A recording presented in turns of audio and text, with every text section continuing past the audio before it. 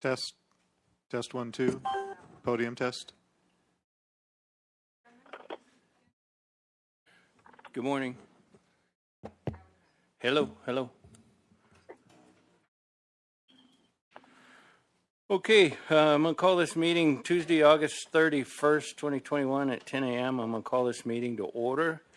Robert, would you care to lead us in the Pledge of Allegiance this morning?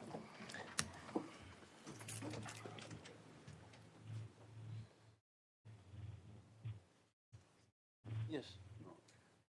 I pledge allegiance to the flag of the United States of America and to the republic for which it stands, one nation, under God, indivisible, with liberty and justice for all.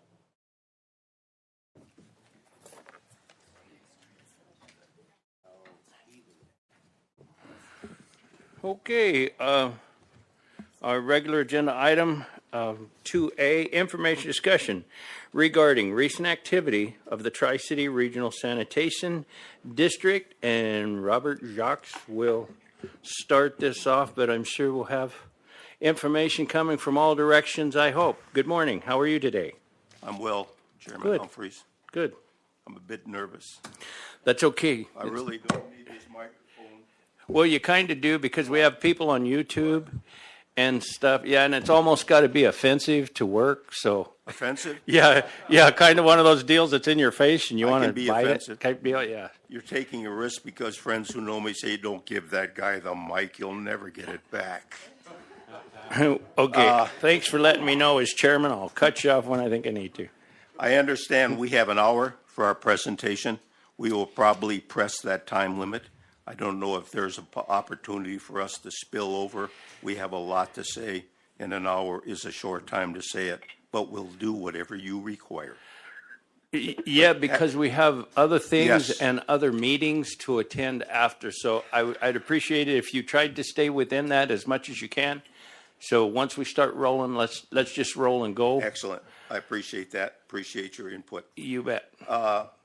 Speaking for myself and for the board of Tri-City Regional Sanitary District, which we'll call today TRSD because it's shorter, I am very pleased to be here and to advise this board as to where we stand on this really critical project. I joined the board September last year. I was asked to consider joining the board by our longtime member, Marianne Moreno. I was basically told to join the board by one of the supervisors at this meeting. I will not name names. And it has been my pleasure to be on the board since that time.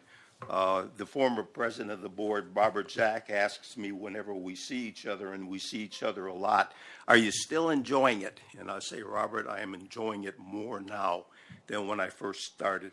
It's a challenge, but it is a pleasure to deal with this challenge. I joined the board in September. I asked to be president of the board. I threw my hat in the ring when our board president, Ernie Miranda, resigned his position. And thankfully, the board accepted my request. So I became board president in January this year. Very quickly after that, Supervisor Humphrey and I met, and he suggested that we as the board needed to make a presentation to the Board of Supervisors. It would be good for us to tell this board where we stood on the project, and he suggested a March meeting. Well, life happens. Unknown events happen that have major impacts on people's schedules, and we have been delayed, or were delayed until this time, this August meeting.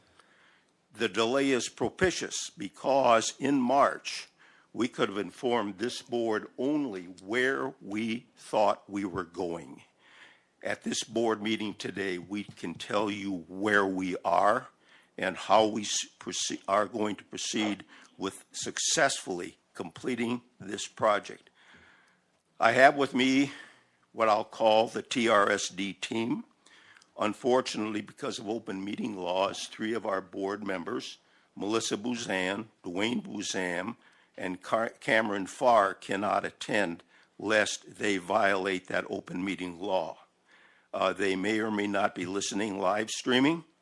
But with me today, firstly, a longtime member of the board, and please acknowledge Marianne Moreno, and you all know Marianne. She is our institutional knowledge expert. Secondly, we have on the board Mike Humphreys. Mike is our board attorney. Mike joined the board in late October, early November last year, when at that time, our board attorney unexpectedly and abruptly resigned his position. Next, we have Tim Stratton. Tim is our bond counsel. He is with Gus Rosenfeld. Our original bond counsel, Fred Rosenfeld, resigned. I believe it was late last year or early this year. Tim has taken his place. And between Mike Harper and Tim Stratton, we have really had a breath of fresh air for this project. Last or next on our list is Mike Krebs. Mike is with Pace Engineering. They are our engineer of record, and they have recently started engineering phase 1 of this project. As you all are aware, this is a 3-phased project because of the size and the cost of the project, and we were directed in that direction by USDA Rural Development. So that is our team here today, and our order of presentation basically will be as follows. Mike Krebs will talk about phase 1 engineering. He will talk about the history of and the need for the project, and then he will update you on the status of phase 1 engineering. Following Mike's presentation, we are going to talk about our recently acquired or approved application for funding from WIFA, Water Infrastructure Board Arizona, called WIFA. We will then talk about phases 2 and 3, where we stand in that process and where we see that going. And then finally, we will talk about the de-annexation of 2 areas within our designated management area, that being Vertical Heights and Miami Gardens. So that's where we intend to go. I'm only the bridge builder in this presentation, setting it up. I'm the opening act, if you will, for the people who have the meat for the presentation. I think I would like to close my opening remarks with remarks made by the Honorable Winston Churchill after the Battle of El Alamein in the Second World War, where he said, "This is not the end, nor is it the beginning of the end, but for Tri-City, this is the end of the beginning, and we are off and flying." So with that, I'll turn the mic over to Mike Krebs. Thank you for your attention. Thank you. Thank you, Robert. It's good to be here with you this morning, and there's been a lot of time and effort put together for the project, and so I want to run through these, and I want to be sensitive to your time frame, so I'm just going to jump right in it. So the history of the project, I'm just going to do brief. 1980 to 2011, and Marianne could fill you on any of the details in that time period. Again, as Robert said, she's been our longest standing board member and involved with the project since 1980, sometime in that time period. And in 2011, the two districts, Pinell and Cobra Valley, asked to be merged.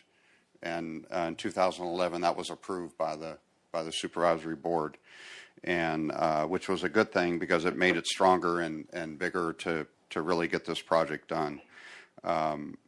In 2012, PACE was brought on board through the RFQ process, and we were gathering data for years, and lots of turns and lots of things happened in that time period. But the outcome of all that, and which was always our goal, is to obtain committed funding from USDA.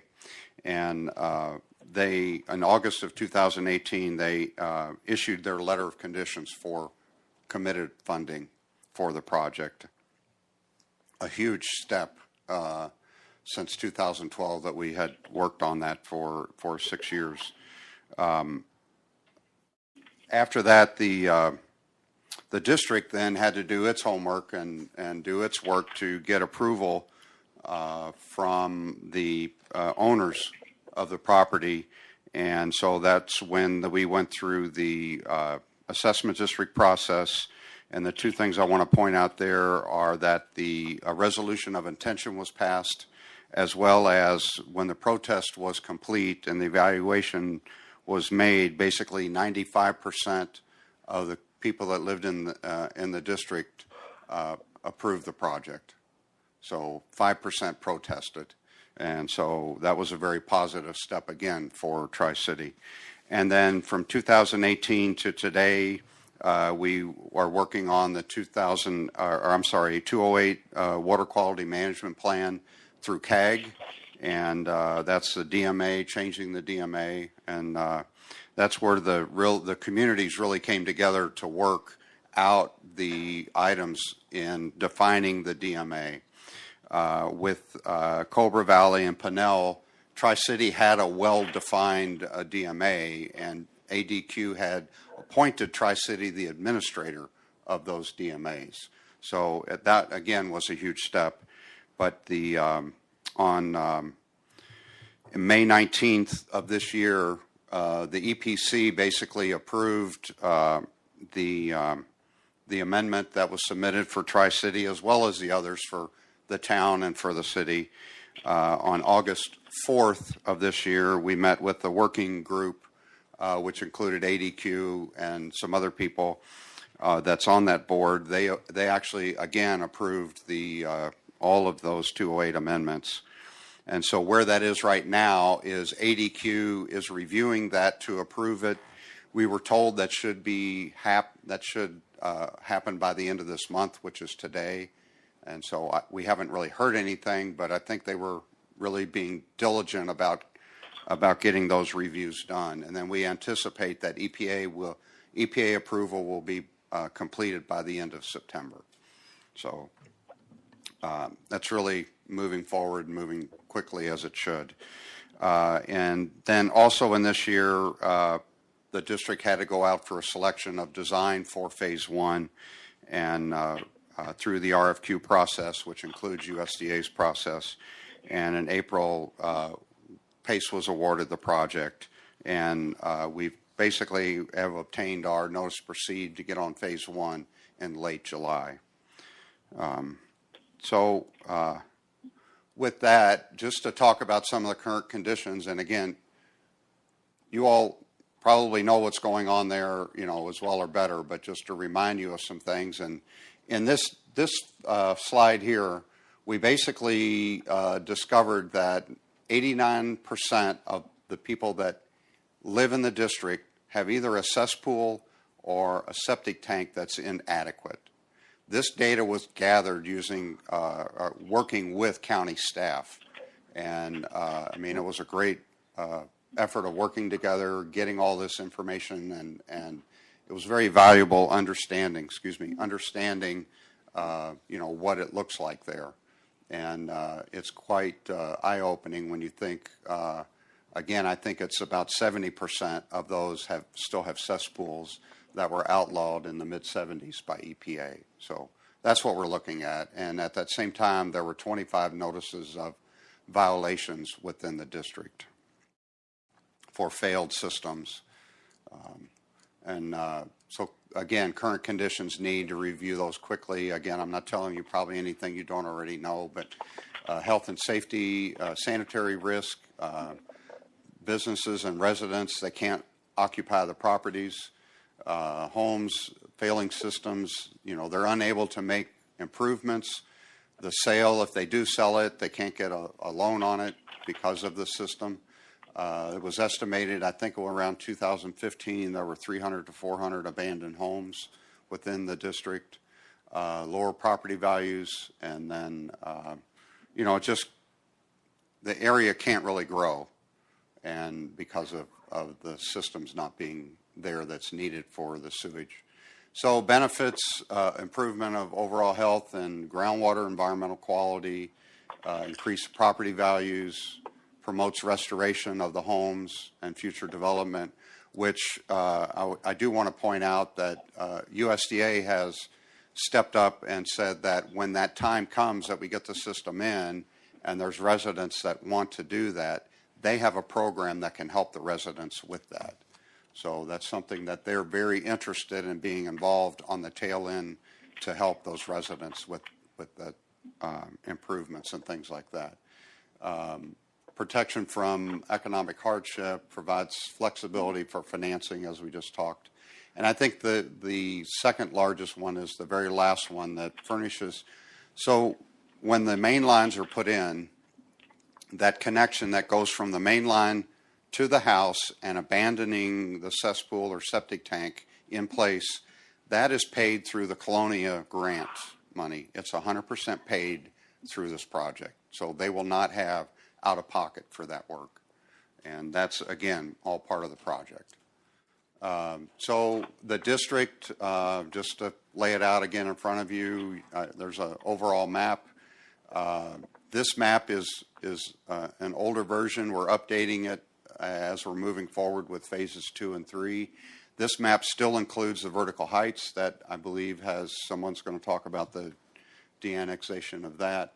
And but the phases that you can see were presented to USDA and approved. Again, phase 1 is basically Lower Miami and Claypool. And then between phases 2 and 3, there's basically a ridge that runs right through here. And that's pretty much how it was divided. And again, it was because of the cost of the project. So then just looking at each one of the phases individually, there's phase 1, 2, and phase 3.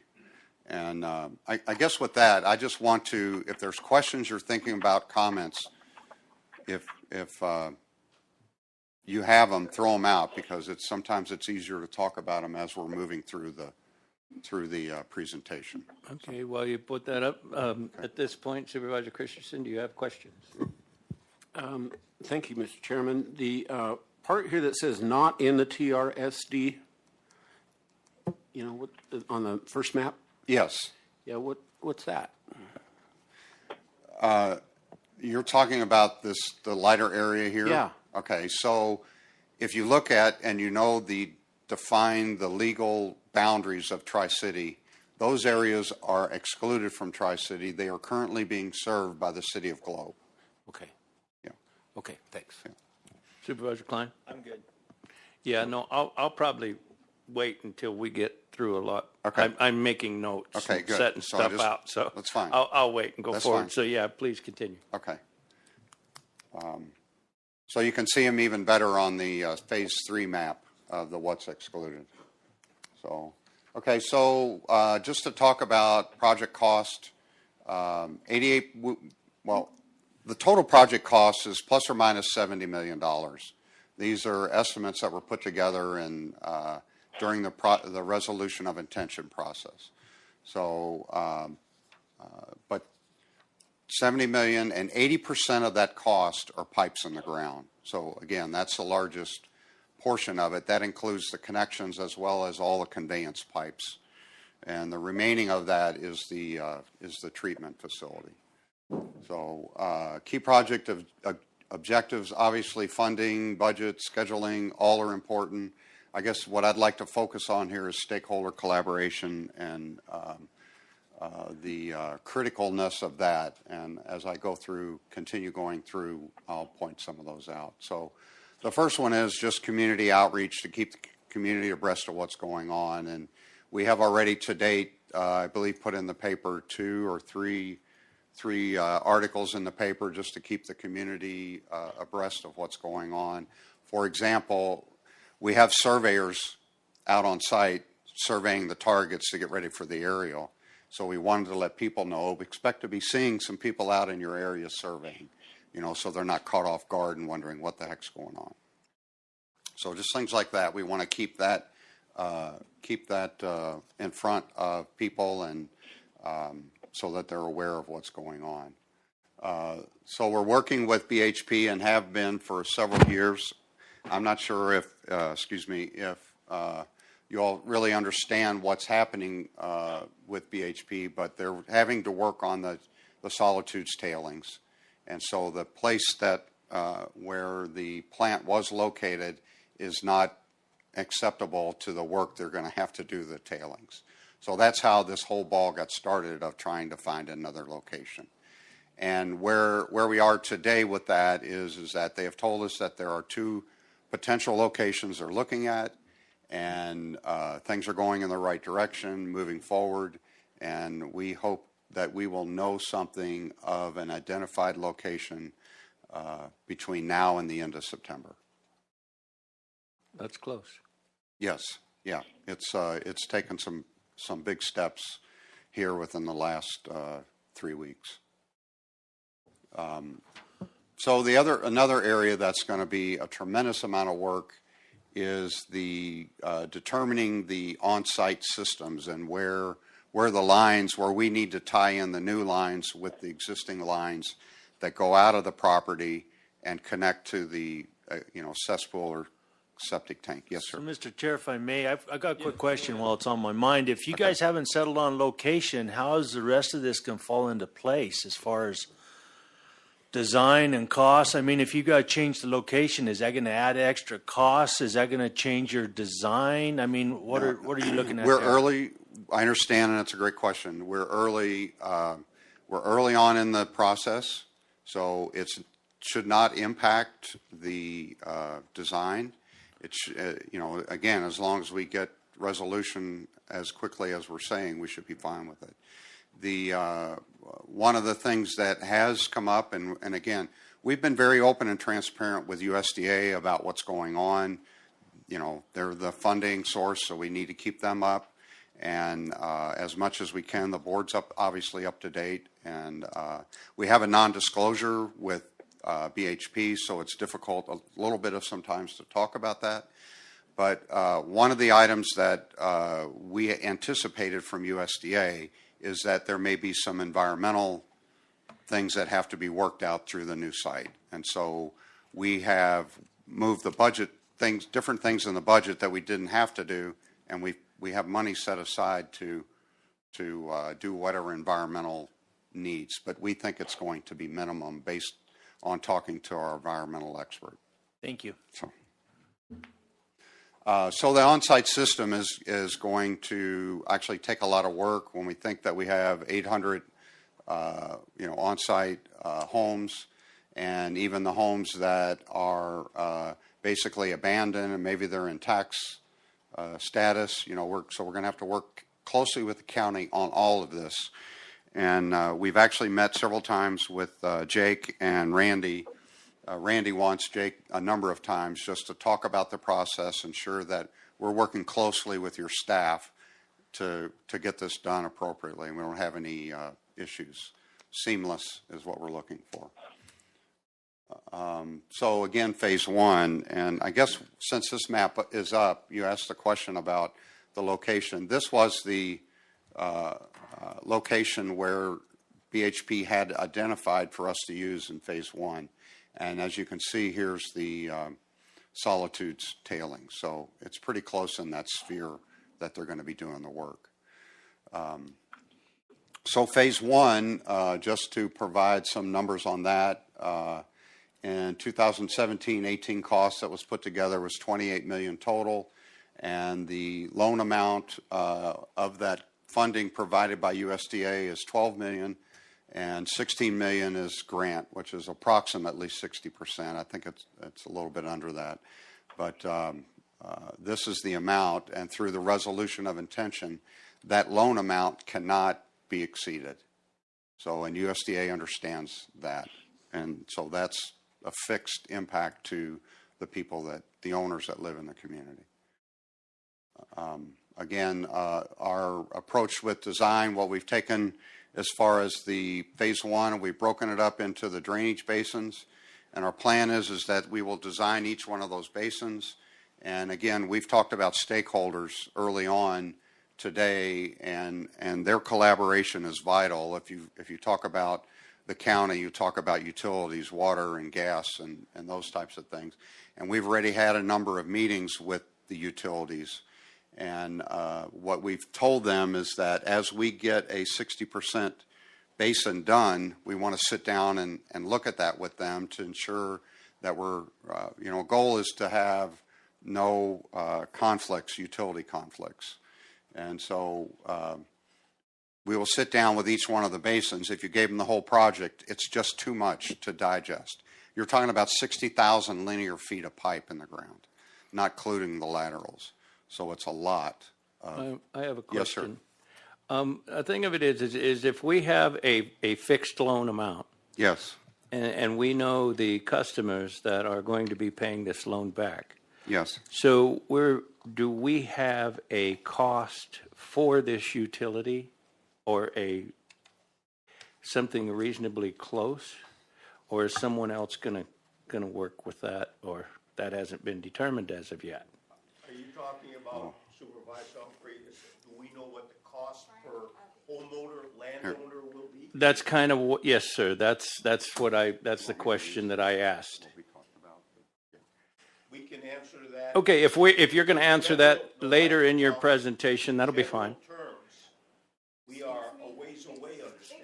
Okay. need Wait, us- yeah. If you come up, because we're on YouTube and things. I told you, don't give me the microphone. In general terms, we can talk about that. In fact, we had a pre-meeting this morning where we explored what costs that may be like. So, Mike, if you want to talk in terms of how, shall I stand So here? you can, just in case. So there's a lot of variables that go into that.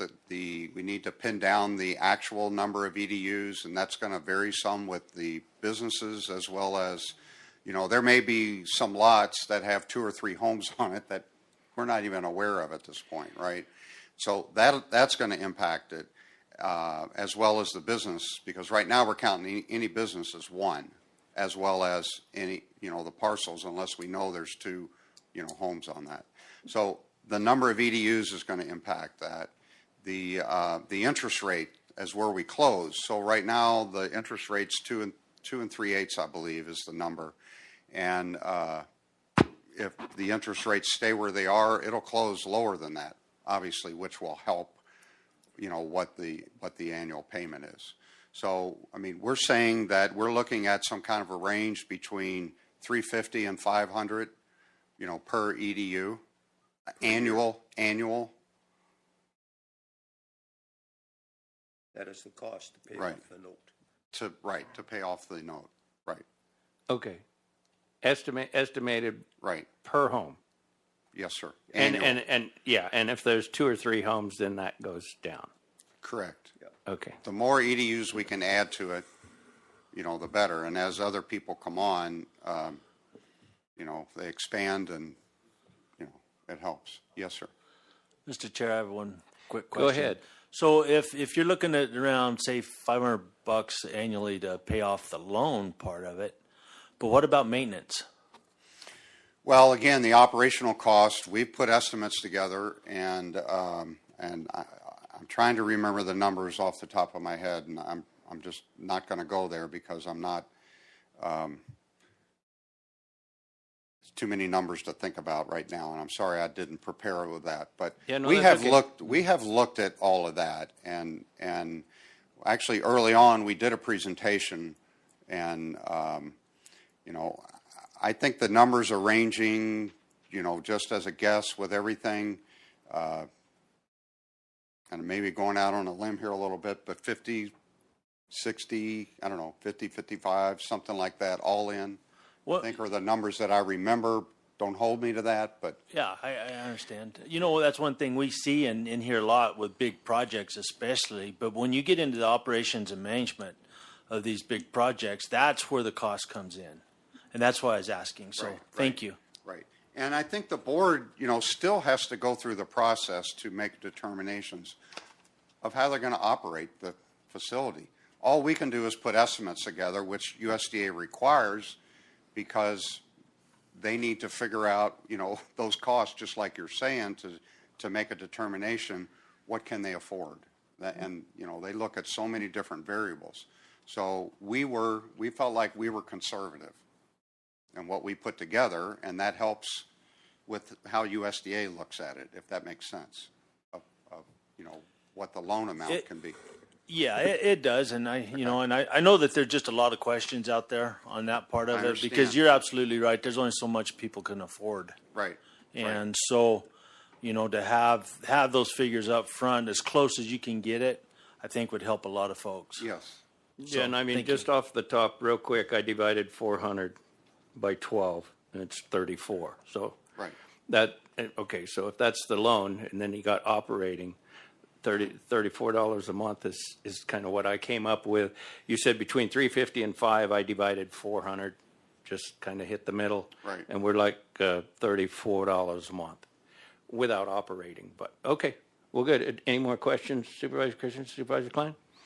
Thank you very much. Let's proceed. Okay. So again, I think we talked about this already, zero utility conflicts, so I'm not going to spend any more time with that. Again, everybody that we're working with, the county as well as all of the utilities, have been excellent to work with so far. I mean, they're welcoming, they're excited about the project, and they want to work together. So here's an area where we're going to come with the county, and I've already talked with Steve Saunders a little bit, but I want to make you all aware that there are areas within the district where the road bay, and I know that this drawing is very hard to see, but I think you all have one in front of you. And so when you lay out the maps, the road's over here, but there's a huge hillside that comes down here, and the road actually goes this way.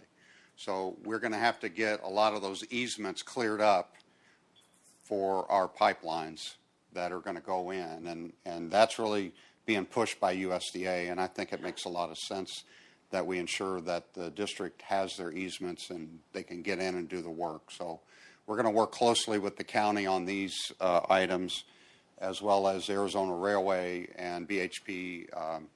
Again, the railroad has been excellent so far to work with. So, one of the items that we had presented to Tri-City to help them long-term is to bring somebody on board during the construction period to work with PACE, work with our on-site engineer during construction to do the inspection. And this would be a person that then the board can hire to help with their operating and management. And so he'll know the system because he's been on the ground with it and in the trenches with it.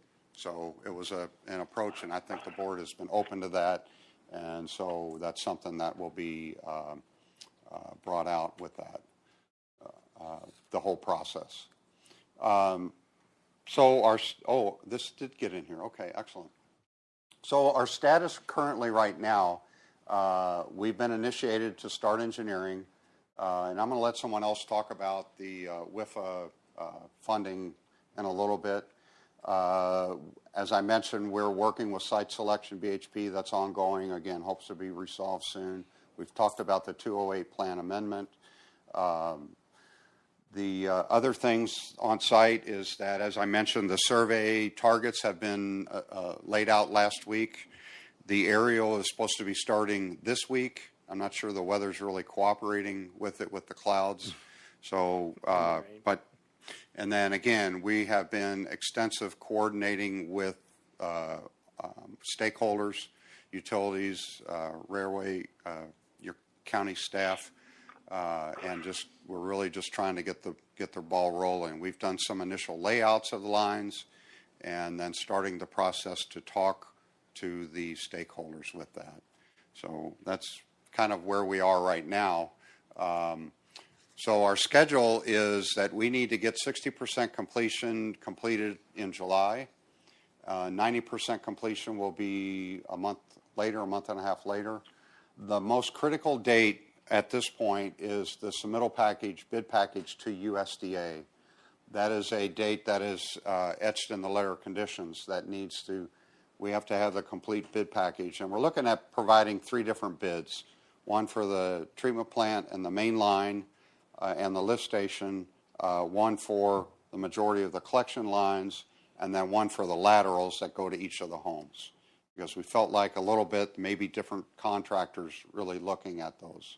So it's different type of work. And again, we worked through this with USDA and their thought process and what they're seeing in different projects. We hope the phase 1 construction would start sometime in early 2023 with completion in October of 24. Again, hopefully these numbers are conservative and we can improve these dates.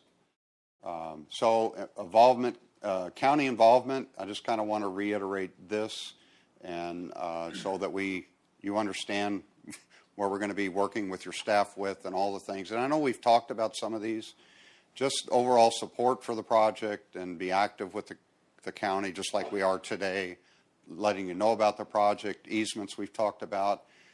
We've talked to your manager about, the process of how we get county facilities connected,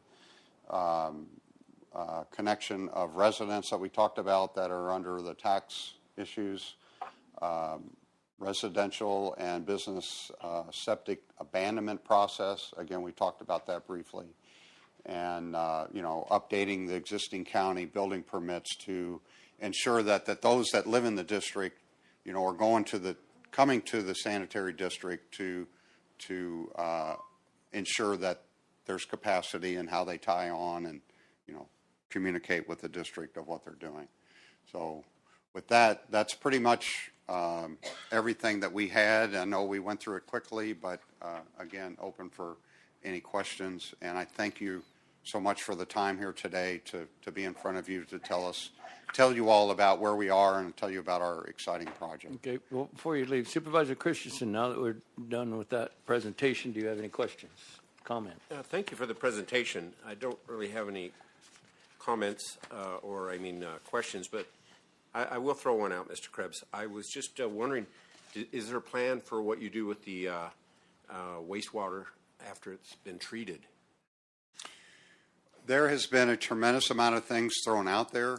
At the present time, the plan is to discharge it in Russell Gulch, and the mining companies have been open to that because they're trying to flush everything down to the treatment.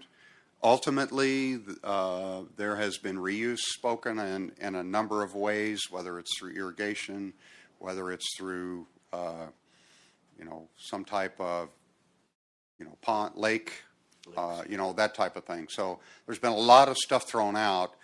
Part of what we need to do in phase 1 is to stay focused on what the plan is and not get distracted by these other things. And it can easily be, when we put the permits together, we will put them together as if it could be reused so that we don't have to go through that process again. Yeah. So the APP and the ZIPDs will have those things on it. And even if you have reuse in that manner, you want a secondary discharge in case we get a lot of rain like you've had recently. You need some place to get rid of it because you can't irrigate. Your lake is full. There's nowhere to go with it. Yeah. So.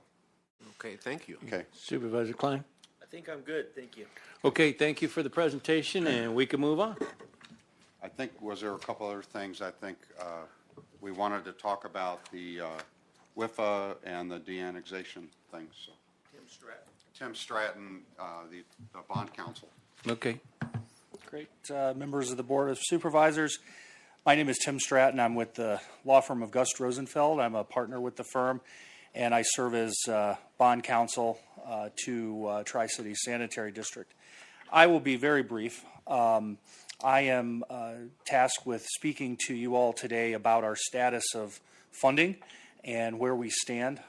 We have been very fortunate to be working with USDA to get the grant, as Mr. Krebs had indicated to you, which will pay for a substantial portion of the project. But in order to get started, it takes some seed money because of the way that the grants are sequenced. They want an upfront investment to sort of trigger those federal dollars coming in. Happy to announce as of today, actually as of last week, we have secured that upfront seed money in the form of a loan from the Water Infrastructure Finance Authority of Arizona. We We're tasked with going back under President Jacques' leadership, was asked to kind of put our heads together again and see, what we could do to find and secure this financing. So we went back, had a series of conversations with the folks at WIFA. They were very helpful. Things have changed somewhat over the years. As you know, this project has a very long history. WIFA has more resources now and a mandate from the governor and from their board to push more money down to Arizona communities and to get involved in projects such as this. So the WIFA board and staff were very interested when we submitted our application. We went through a very detailed application process with the state, with WIFA on this particular project.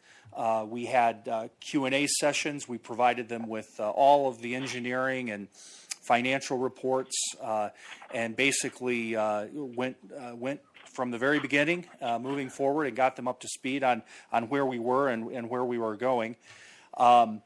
The WIFA staff recommended the project to the WIFA board for approval. We are the recipient of a $5.5 million design and engineering loan. I want to stress that $5.5 million is part of the $12 million loan amount. It's not over and above the $12 million. So the design and engineering was part of the $12 million loan piece. There has been some confusion that it was in addition to the $12 million. That's false. It is part of that. And that $5.5 million will be used initially to jumpstart the design and engineering phase to get us bid ready documents so we can go out and get this project started. We're going to be closing on that loan hopefully sometime here in September. We have, as I mentioned, received final approval from the WIFA board. I'd also like to point out that the WIFA board is made up of water and wastewater specialists from across the state, folks that have either been policymakers across the state or have technical expertise in these types of projects. And so as part of that process with the WIFA board, we were very proud as a team, as a district, to receive unanimous approval from the WIFA board for our project. And in fact, it's a matter of public record that the chairman of the WIFA board went on record with some very favorable comments for this project and how it was, in his words, a great thing for Arizona that the WIFA board was doing this. And that was Misael Cabrera, who's the chairman of the WIFA board and also the chairman of the Arizona Department of Environmental Quality, the DEQ. And also our friend and board member Fernando Shipley also had some very nice things to say about the project at the WIFA board meeting. He's also a member of the WIFA board. So those funds will be made available at a very favorable rate to the district. That interest rate is 1%. So that's about the cheapest money around that we can get. And so the board has been very diligent in trying to keep costs low. We also were not shy about asking WIFA for some grants. They're hopefully going to be helping us out on some things in the future. But as part of this $5.5 million, they've earmarked, what was it, guys, 32,000? 32,000 is coming to us as a grant to help us address some of the potential environmental issues that we could have in preparing a new environmental report for an alternate site. I know there was a question about the sites that are in play for the plant. So WIFA is going to give us some free money to help with any site design, and they call that part of their technical assistance program that they provide. So I just would like to congratulate the state and acknowledge that the state stepped up in a big way here, and they've expressed a willingness to continue to do so.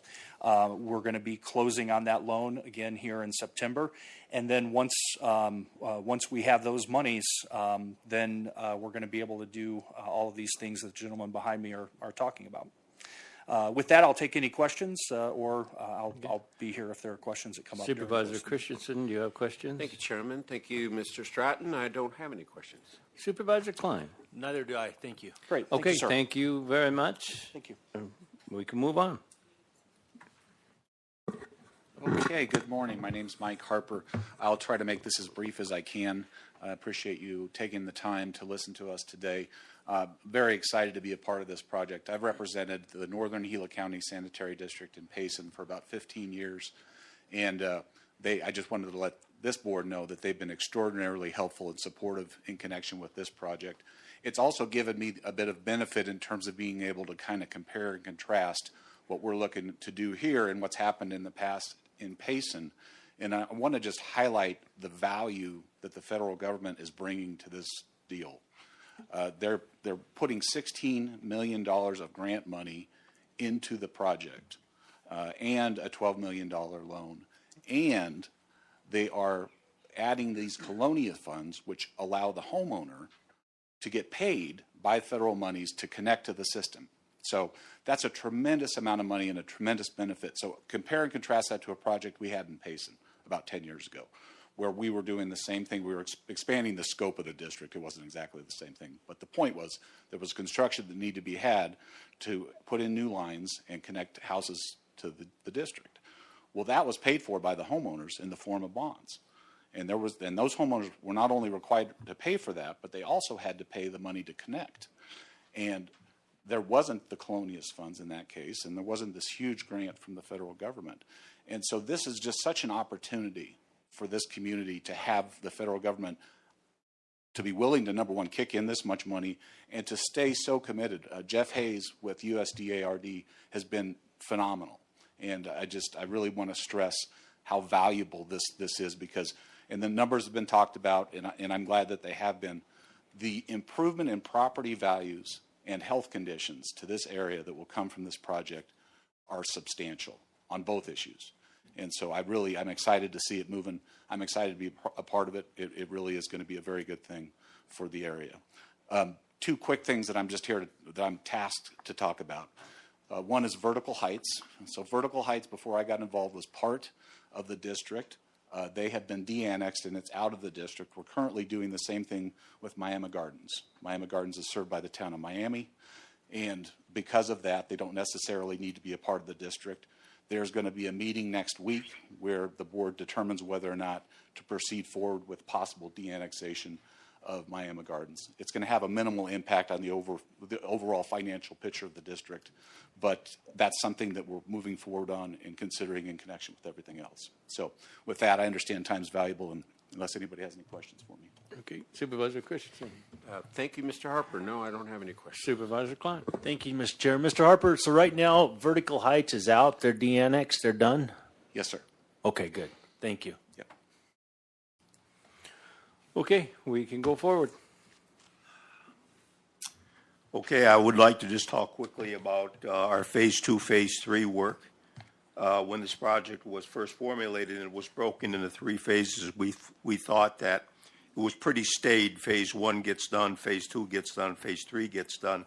Things have changed in the meantime in a very positive way. USDA-RD has come to us, and we'd already started some work on our Phase 2 preliminary engineering report, environmental assessment. That work was held in abeyance for a period of time because of some other issues.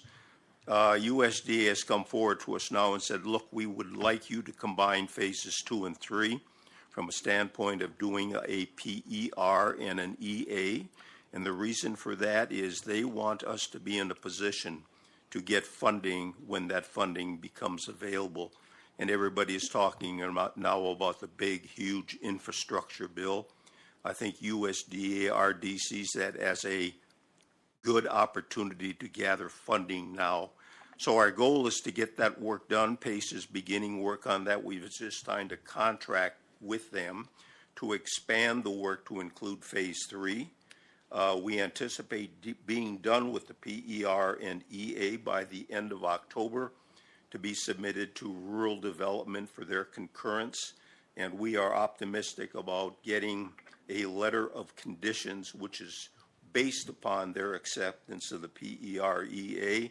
And having had that, then we will be available for being funded for those two parts of the project. So it's a boon for us when you think where we are today and phase one going into operation in 2024. That's 3 years away. Our goal is to make this a continuous project, both from engineering and construction. So operations for phase two, phase three, in whatever form that takes, will happen very quickly after the beginnings of operation of phase one. So I don't think people in phase two, phase three need to think about, oh, it's going to be 3 more years before we get service. That is not the case. We intend for this to be a seamless operation. I'd like to go back and just touch on some of the things that the previous individuals have talked on. This has become, and we have gone out and looked for ways within which our stakeholders and other interested parties can be collaborators on our project. And we have found definite signs of interest, ways we can help people and the ways they can assist us financially.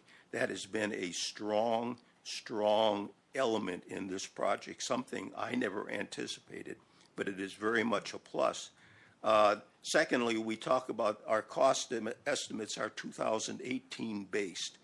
Those cost estimates did include contingencies for both construction and pre-construction, recognizing cost of money. We are looking, I'm hesitant to say too much about this, but I will. We are working, Mike Krebs is working very closely with BHP at selecting a site for the water reclamation facility. Mike has said we have 2 sites that we are looking at with BHP. They're not unknowns. We have looked at them before, and they are very positive for the project. And we are very optimistic about getting a positive answer from BHP. But they are multinational. It takes time. But the one thing we have going for us is we can help them logistically with this very major project. They're talking about buttressing the Solitude tailings dam. That will be a massive cost for them. And there are some ways we, as TRSD, can contribute and help them. Having said that, we are also talking with others about backups for a reclamation facility site that are well within the scope, the area we are looking at now, but we have developed that as a contingency. We are positive about BHP, but you can never be sure until the documents are signed. So, having said that, the only other thing I want to say, and I know we're short of time, this project has been going on so long. We talked this morning. When this project, the seed of this project was first formed, my wife and I had been married 1 year. This year we celebrated our 56th wedding anniversary. To put that into a time frame, it's astonishing to me. Also astonishing, I'm married 56 years. How she's put up with me, I don't know. Anyway, in closure, we've had a lot of board members. We've had board presidents who have worked diligently on this project. And as I thought about this last night, I'd like to cite another quote from a poem called In Flanders Field, written in 1918 by Lieutenant Colonel John McCrae, In Flanders Field. And part of that poem goes, to you from tired hands, we throw the torch. Be yours to hold it high. The yours they're talking about is this board and this team. We will not let you down. That's all I have. If we have any questions, we'd be glad to entertain them. Okay, Supervisor Christensen. Thank you, Mr. Chairman. Thank you, Robert, and all your presenters. I have no questions, though. Thank It you. sounds like a great project. Supervisor Klein. Neither do I. Thank you guys for presenting today. Thank you for having us here. We are pleased to be here. I have a couple questions. There's been a lot of talk about, not needing a third plant and all working with the City of Globe, with Town of Miami on some of where the effluent goes. And so as this project goes forward, I understand it's a standalone project. But is Tri-City willing, like in phase 2 and 3, to help costs, work with either the City of Globe or Town of Miami to help save costs? Is that something that the board is open to? That is an excellent question, and one with which we have had discussions. Clearly, with the work done to date, the PER work, all the investigations done by PACE, it makes sense for us to build our own plant.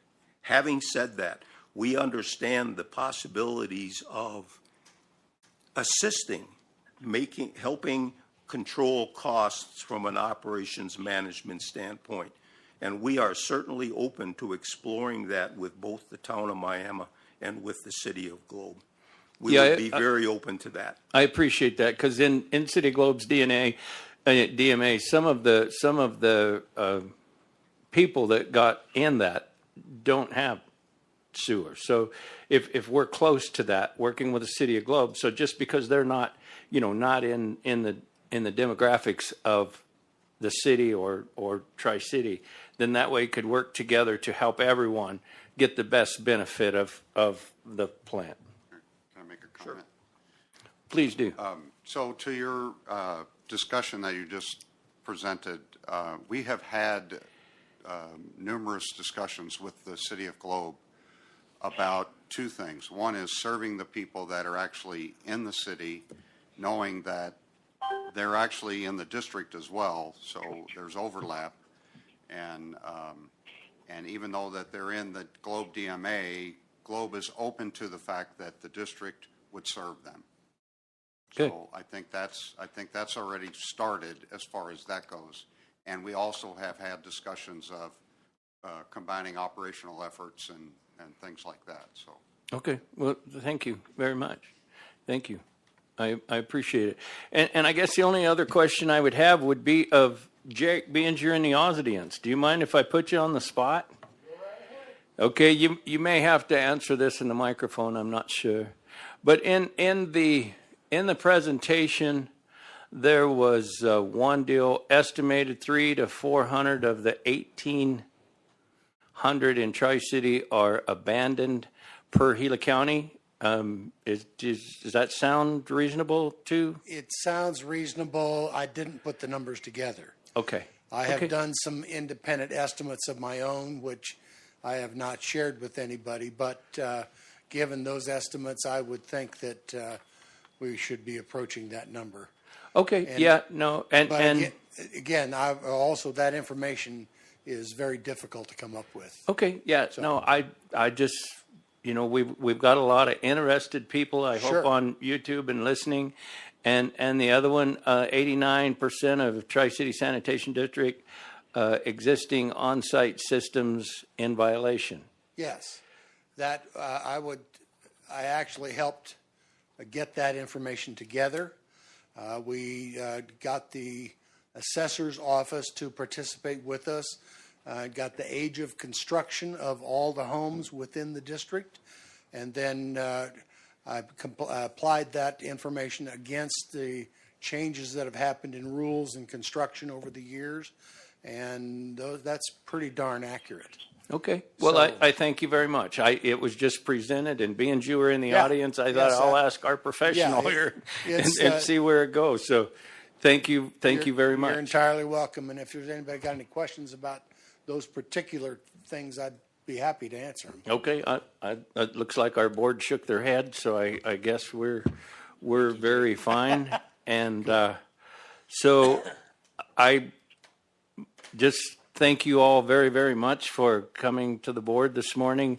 I realize there's been a lot of talk, high, low, ups, downs, things happening and people saying, and so I wanted you to be in front of the board to present, and what a great presentation. You are moving forward. You've had a lot of good information. And so now I appreciate you very much putting together the presentation and being before the board this morning. And so I thank you very much. Anything else from the board members? Okay, then thank you all very, very much. And we're going to be, That's 1 hour on the dot. yeah, and very good. You did make it within your hour. Whew. Good for you. We want to be on time. You are. Yeah. Thank you all for having us. Okay. Thank you all very much. Then we're going to move on to regular agenda item 2B. Before we move on, we've been here an hour. Any board members need a break? We good? Okay. Then we're moving on to regular agenda item 2B, information discussion regarding the Second Amendment sanctuary movement across the nation and the potential impact. And it's got my name all over it. So the thing of it is the reason I brought this up today is there's been a lot of talk about this. It's been brought to the board before. I'll read some of the background. Maybe. If I find it. Second Amendment sanctuary, also known as a gun sanctuary, refers to states, counties, or localities in the United States that have adopted laws or resolutions to prohibit or impede the enforcement of certain gun control measurements perceived as violative of the Second Amendment, such as universal gun background checks, high-capacity magazine bans, assault weapon bans, red flag laws, etc. The Board of Supervisors previously discussed this topic in a work session on March 31st, 2020. As additional information, on April 7th, 2021, the Governor of Arizona signed a Second Amendment sanctuary bill that bars law enforcement in the Grand Canyon State for enforcing federal gun law measurements. In addition, 7 of 15 counties, Apache, La Paz, Maricopa, Mojave, Pinal, Yavapai, and Yuma, and the town of Payson have adopted Second Amendment sanctuary resolutions.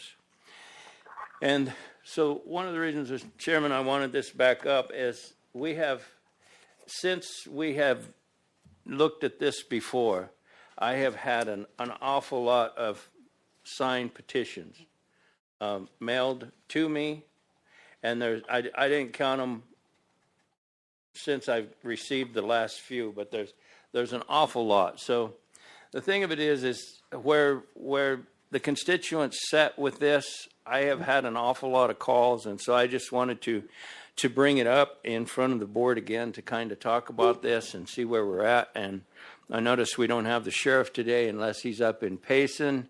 I don't believe we have a camera, but we may have audio in Payson.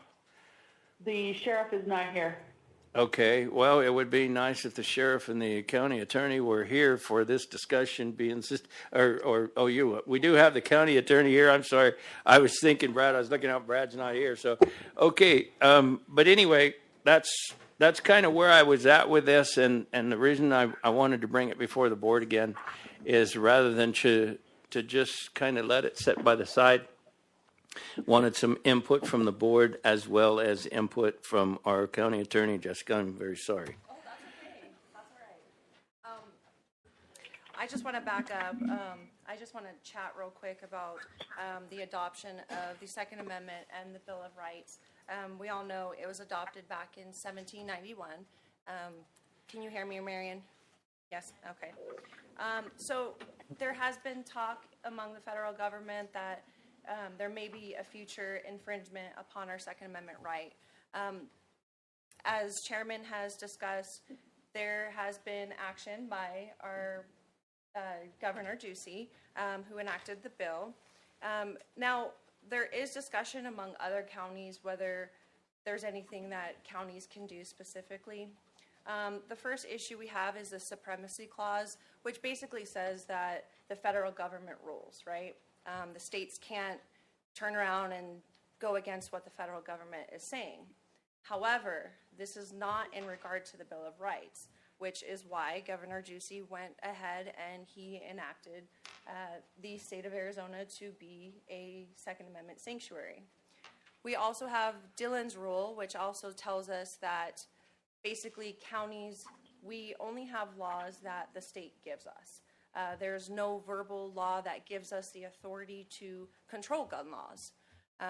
But again, being that Ducey went ahead and signed that act, it seems that counties are making a political statement by saying, we support what Ducey did, and we are not going to contribute any of our funds. We're not going to have our agencies enforce any federal law that would infringe on our Second Amendment right. So whether it's a political statement or not, I believe that making our county a Second Amendment county, or a Second Amendment sanctuary rather, would give our agencies the authority not to enforce the federal laws. So in essence, the federal government would have to come into the state and enforce their own laws. So from a legal standpoint, you know, it goes back and forth what people believe. But in my opinion, if we are enacting something that gives our agencies the ability or not, the inability to do something, that would further our political stance. So if you have any specific questions in regard to, you know, case law, what type of bearing we think that this would have, then I'd be happy to answer those. Okay, Supervisor Christensen, do you have questions? Thank you, Chairman. Thank you, Jessica, and we have spoken in the past with regard to it as well. So I support what we're talking about. I think there's been a concerted effort at the federal level ever since the 60s, really, to very limit our rights with regards to firearms tremendously, and that continues on. So there's thousands of laws to try and stop people from hurting each other with a firearm, and those laws are not stopping the problem. And so to identify the problem as a specific shape, a specific color, of the size of a magazine, none of that matters. We just have a culture that's deteriorating morally, and so they shoot each other. So all the laws that they have in Chicago does not prevent that city from losing 3,000 to 4,000 people a year from gun violence. So I don't believe the gun is the violent part, it's the person. So I fully support the direction that we're talking about going here. Even though it's mostly symbolic or political, it is a good thing to do. I've had quite a number of people request it from me as well. The example that I have in front of me is from Jessica. It's what Pinal County did. There's a lot of whereas, and the town of Payson has that similar format. I don't know if we need that as much. I would like to simplify it slightly. Make it a little simpler to read or something. But anyway, I have no questions, Jessica. Okay. Supervisor Klein. Thank you, Mr. Chair. So, Jessica, I do have questions. And so, as an elected, when we take our seat, we swear an oath on the Constitution, on the Bible. Yes. What's the difference? When we swear an oath to the Constitution, don't get me wrong, I'm in favor of this Second Amendment stuff. But when we swear the oath to uphold the Constitution, we are already protecting our Second Amendment. Right, exactly. So you could reaffirm your oath, but also, again, it's a political stance.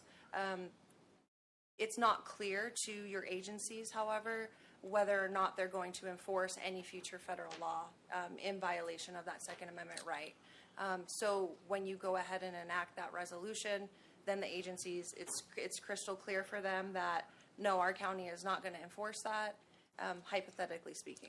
So when we passed our last resolution, why we did go under the guidance of our county attorney, Beauchamp, and he helped us do that. One of the reasons that, and I was a chair at the time, that I felt that was important is because it's not only the Second Amendment that I strongly agree with, it's the whole Constitution the whole concept of the Constitution. And when you look at things today, it's easy to say, yeah, our guns are in jeopardy, but so is our Constitution as a whole right now. And so that's why the push, when we did it, the way we did it, covered all of it. But more importantly to me, and like I say, I don't know I have any problems with the Second Amendment declaration on as just a Second Amendment now that we've already passed the one previously. I didn't want to do that on the Second Amendment solely before because I felt like it's throwing all the rest of the Constitution aside. The thing of it we've done is when we take these seats, we swear that oath on the Bible to uphold all that. My biggest problem today isn't the fact of what they're trying to do. It's the fact that these people that are doing it are swearing that same oath as we have sworn, and they're throwing that aside. That's our problem, in my opinion, to where these people that take that oath and then they turn right around and break 3/4 of it, they need out. They've already broke the oath that they're sworn to uphold. That's where our problem lies, in my opinion. So as far as the Second Amendment resolution, I've had the discussions back then with the sheriff, and his thoughts are the same as us and everything else. He was here during that meeting when we had that, when we passed that declaration as well. So that's just my comments on this. I too, no different than these other two, have had lots of contact with constituents, wanting to push this, wanting to get this done, yada, yada, yada. I constantly ask them, what about the rest of it? What about the First Amendment, free speech? I get the deer in the headlights look. Everybody's focused on the guns. I get it. I understand it. I'm totally in support of all the guns. I got plenty of my own. But it's not just that. And I really think as Americans, we really need to take that in consideration along with everything else. So, but thank you for your support. Yeah. The only comment I have is, Jessica, I didn't mean to discredit you earlier because you are here. And that's the reason this was postponed till today, is because you've put so much work in it. It's just, I get so tied up in everything else that, I sit here going back and I apologize very much. And I realized that we put it off today for you so that you could be here because of your extra work and effort in this. So I thank you very, very, very much for all the time and energy that you put into this. And so I guess if we have no further comments. Mr. Chairman, Yes. maybe I could say something. This might help Supervisor Klein. In this example that you've given me here from Pinal County, it says, now therefore be it resolved that the Pinal County Board of Supervisors, by authority granted by the laws of the state of Arizona and the people of Pinal County, do hereby commit to stand, defend their rights and liberties as guaranteed by the U.S. and Arizona Constitution. And be it further resolved that the Pinal County Board of Supervisors affirms its support of the Second Amendment to the Constitution. So it's sort of an all-inclusive statement. And I would like to see that in whatever document we put together, that it doesn't single out just one amendment. Supervisor Klein. I can see you in the batter's box. I think that's what I said, Steve. The thing of it is, and that's what I'm getting at today, is that any elected official, I don't care who it is, any elected official takes the oath on the Bible to uphold the state constitution and the federal constitution, not in partial, but as entirety, as all of it. We have done that. And I take that very seriously, so when somebody comes to me and says something about the Second Amendment or the First Amendment or the right to vote or whatever it is, it's like, absolutely, that's part of our Constitution. That's where we're at. I do have one other question. So when we... Just on that, I think it's more so like renewing your vows. You already made the statement. You're just reaffirming it so that the people are heard. That's what they want, and you're making an action on it. Right. Go And ahead. so my question to you is, like, if we draft a resolution for Second Amendment sanctuary, Right. so resolutions, how enforceable are they? Well, that's what I'm saying. Does it have any bearing due to the supremacy clause? We don't know. Is it just a political statement? It could be. However, again, we're telling the sheriff's office, you're not going to enforce any future federal law. Right. And I knew that. I just wanted you to say it so people on YouTube would hear it. Okay. When we do a resolution, it isn't necessarily enforceable. It puts us on the spot and tells the world how we feel about supporting whatever it is. But as far as somebody later coming and saying, hey, you guys said you can't do this, yada, yada, yada, that may not be the case later down the road, whether we're in these seats or somebody else is. Yeah. Resolutions are resolutions. It just puts us on the spot of what we're supporting or what we're not. So thank you. You're welcome. Okay, if there's no further comments. Okay, then we will move on to regular agenda item. Mr. Chairman, Yes. I guess I may make a comment or question that it appears from the discussion today that we would bring a resolution forward of some fashion that we'll review with you, that at a future board meeting we can adopt a resolution. The board can adopt a resolution. I don't know if we can answer. I think we have to leave. To leave that one alone. I don't know. But I'm just making a comment that is what I have heard as staff for Gila County, and that is the direction I am going to go. So if you have individual comments, questions, or whatever, please come to me individually, and we can have that discussion, not in a group. Thank you very much for your comment. Moving on to regular agenda item 2D. Oh, no, 2C. Okay, information discussion regarding the creation of a Gila County Environmental Health Ordinance. Mr. Michael O'Driscoll, the busy man of the year. How are you today? Not so bad, Chairman. Thank you for having me, members of the board. So this is a project I started approximately about 7 years ago, right around the same time with the new animal shelter.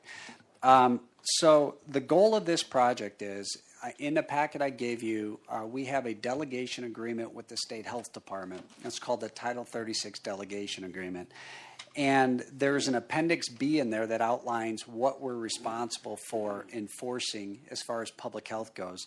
We permit food establishments, we permit, swimming pools, spas, those kinds of things, hotels, motels, children's camps. So there's a whole list of that in there. The issue we have when I first came here is in order to get information about each individual program, what we do, we didn't have one document which outlined everything that we do. We had to go to different sections of the administrative code.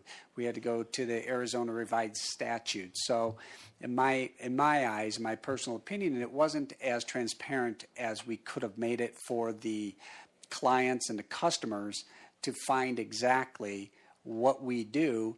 In addition, it didn't really outline how we enforce these. If we see a violation and somebody decides not to fix or abate that violation on a property, remove the garbage, we didn't have anything in place. And then just to let a property owner know, these are the steps. If you don't do it, then we're going to give you a notice of violation. If you don't do it after that, then we're going to file with the Superior Court, those kinds of things. All of that is specified in the delegation agreement within the administrative code in Title 36 of Arizona Revised Statute. So my goal was to create one document to put everything together. And for one reason or the other, I wasn't able to get in front of the board over the last several years. And I actually did have this on the agenda in January of 2020, and then COVID hit. So as luck would have it, we pushed this off a little bit. And then so I'm looking for your feedback as far as this project, what your thoughts are on this project. And a couple things happened since January of 2020, which was fortunate enough that I was postponed in doing this. Back in December 2019, the county administration placed the on-site wastewater program underneath the health department. So that was transferred underneath us. And then so that is also included. I had to include that as part of this ordinance, environmental health ordinance as well. It was a very easy fit. Some of the similar statutes apply to the on-site wastewater program. And then also, when we're talking about the Title 36 agreements, there's a fee structure involved. That hasn't been updated since 2004. So we're talking since 2004, there's been no update to that fee. However, in 2020, the State Health Department, the Attorney General's opened up rulemaking for the food safety part of the administrative code, and it's now required that every county in the state adopt the 2017 FDA food code. So we have all these things at play that actually worked out well that I wasn't able to get in front of the board. So we included the on-site wastewater program in this document, and then I also am presenting a completely different way of doing the food, hotel, motels, anything with the delegation agreement, their fee structure. And we're doing that because we have to align with the 2017 food code. And one of the documents I included in your packet was the original 2004 fee structure. And if you look at that, there's about 25 different types of categories of food. Well, the 2017 FDA food code basically outlines 4 risk categories of food.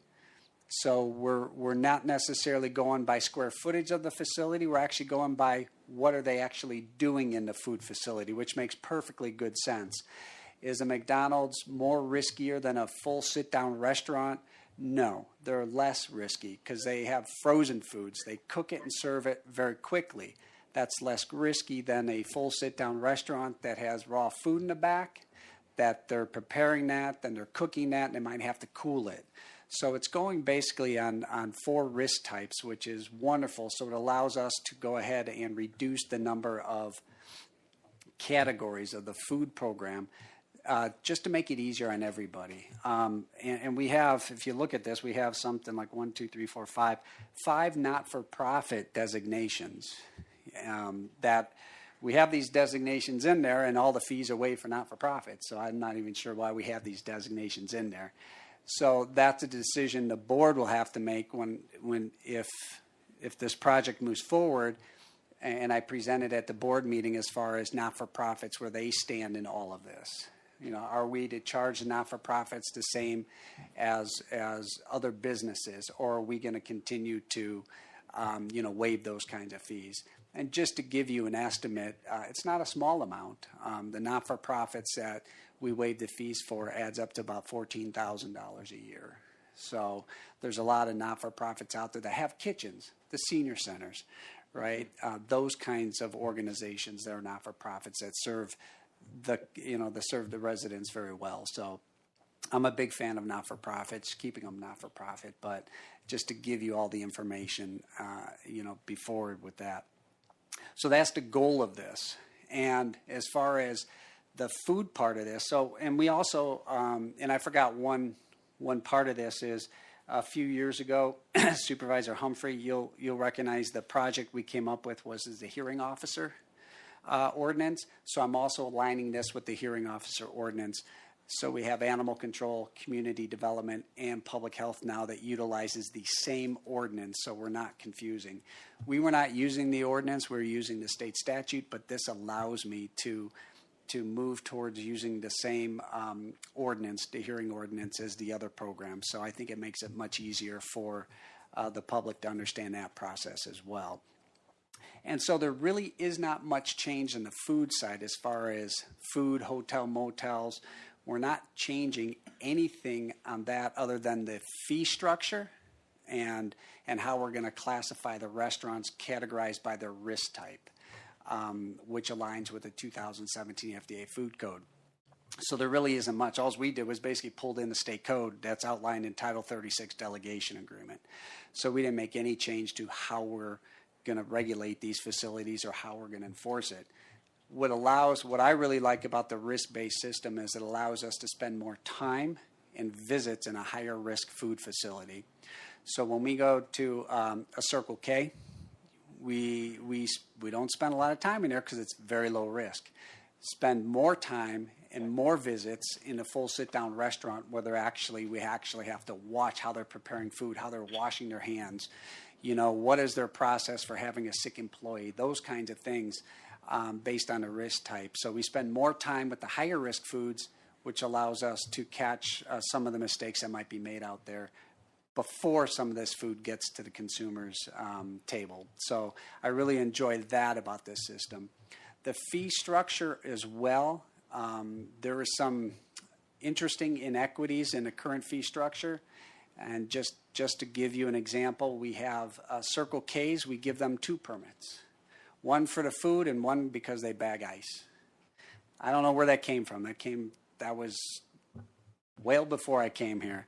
So we're gonna even that out.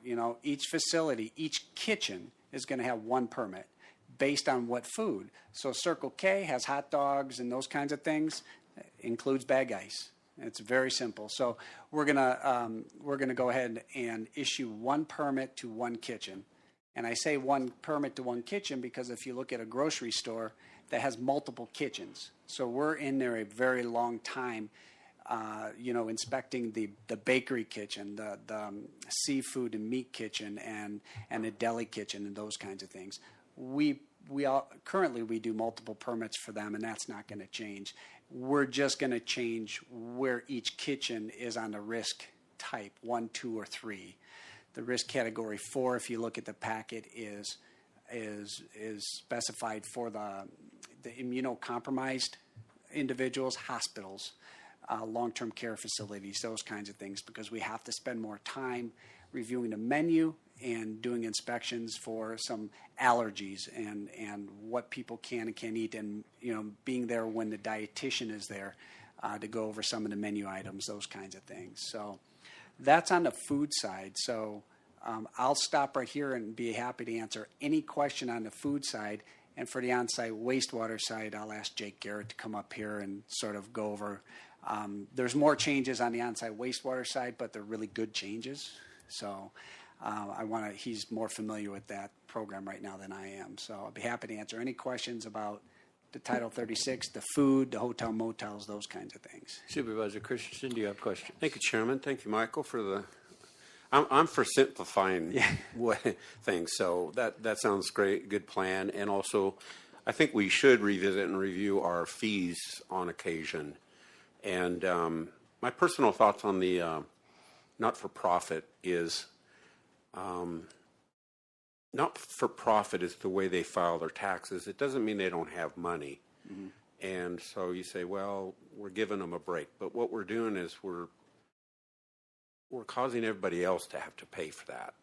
And so I think not-for-profit doesn't mean they're a charity case. They may do good charitable work, but I think it's appropriate to charge them. We do that with churches, like on permits and stuff. We don't give them a pass. We charge permit fees on building a church. Is that an invasion of religious freedom? Things like that. So that's what I think about that. And I want to know where sushi falls in the risk category. I don't need it. I don't need it. It's risk 4 for me.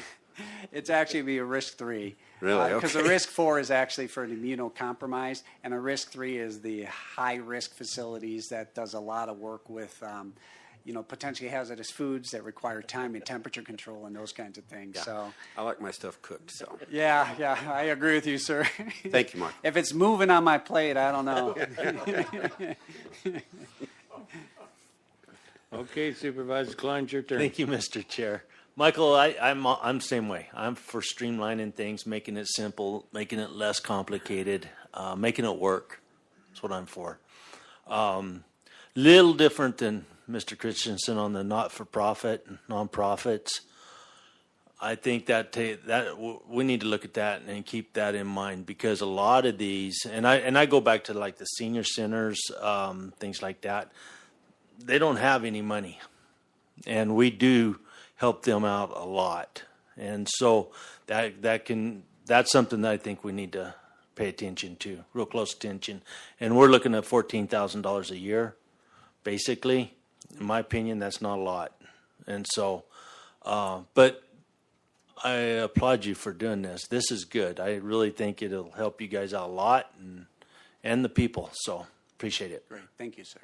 Yeah, I appreciate it very much. Like I say, if our policies and procedures were done years and years ago and they don't keep up with the world that we live in today, I'm all for changing them and making them work for today's world. So thank you very, very much. And so I have no further questions. And if it's time for Mr. Jake to come up and give us his side of this, I would appreciate that. Thank you very much, Michael. Thank you very much. I appreciate it.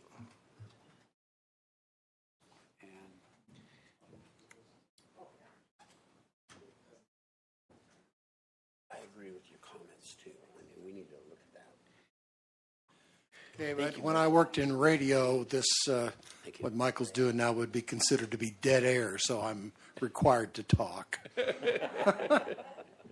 So I'm happy that that Michael's putting together the ordinance or the health code as he has done.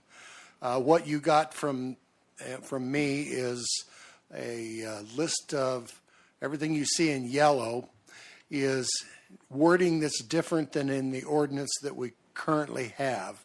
The ordinance under use right now was done in 2014, updated from a 2002 ordinance.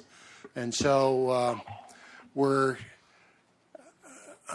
the feedback I've gotten from all of our constituents, literally all of them, and the people who do work in the on-site industry is what Gila County does now, as exemplified or as brought forward in the ordinance, is really good. And it's protective of not only the people who do the work, but also very protective of our citizens. And so all of the things that are done and authorized in the current ordinance have been brought forward into this ordinance unchanged. It has been simplified, interestingly enough, and it's been moved into a form where if you want to find out about on-site investigation, there's a place for that. You don't have to sort through the ordinances. The whereases are gone. And so it reads much better, and I think it's much more understandable for the citizens and or the contractors in the business to actually use. As we brought it forward, I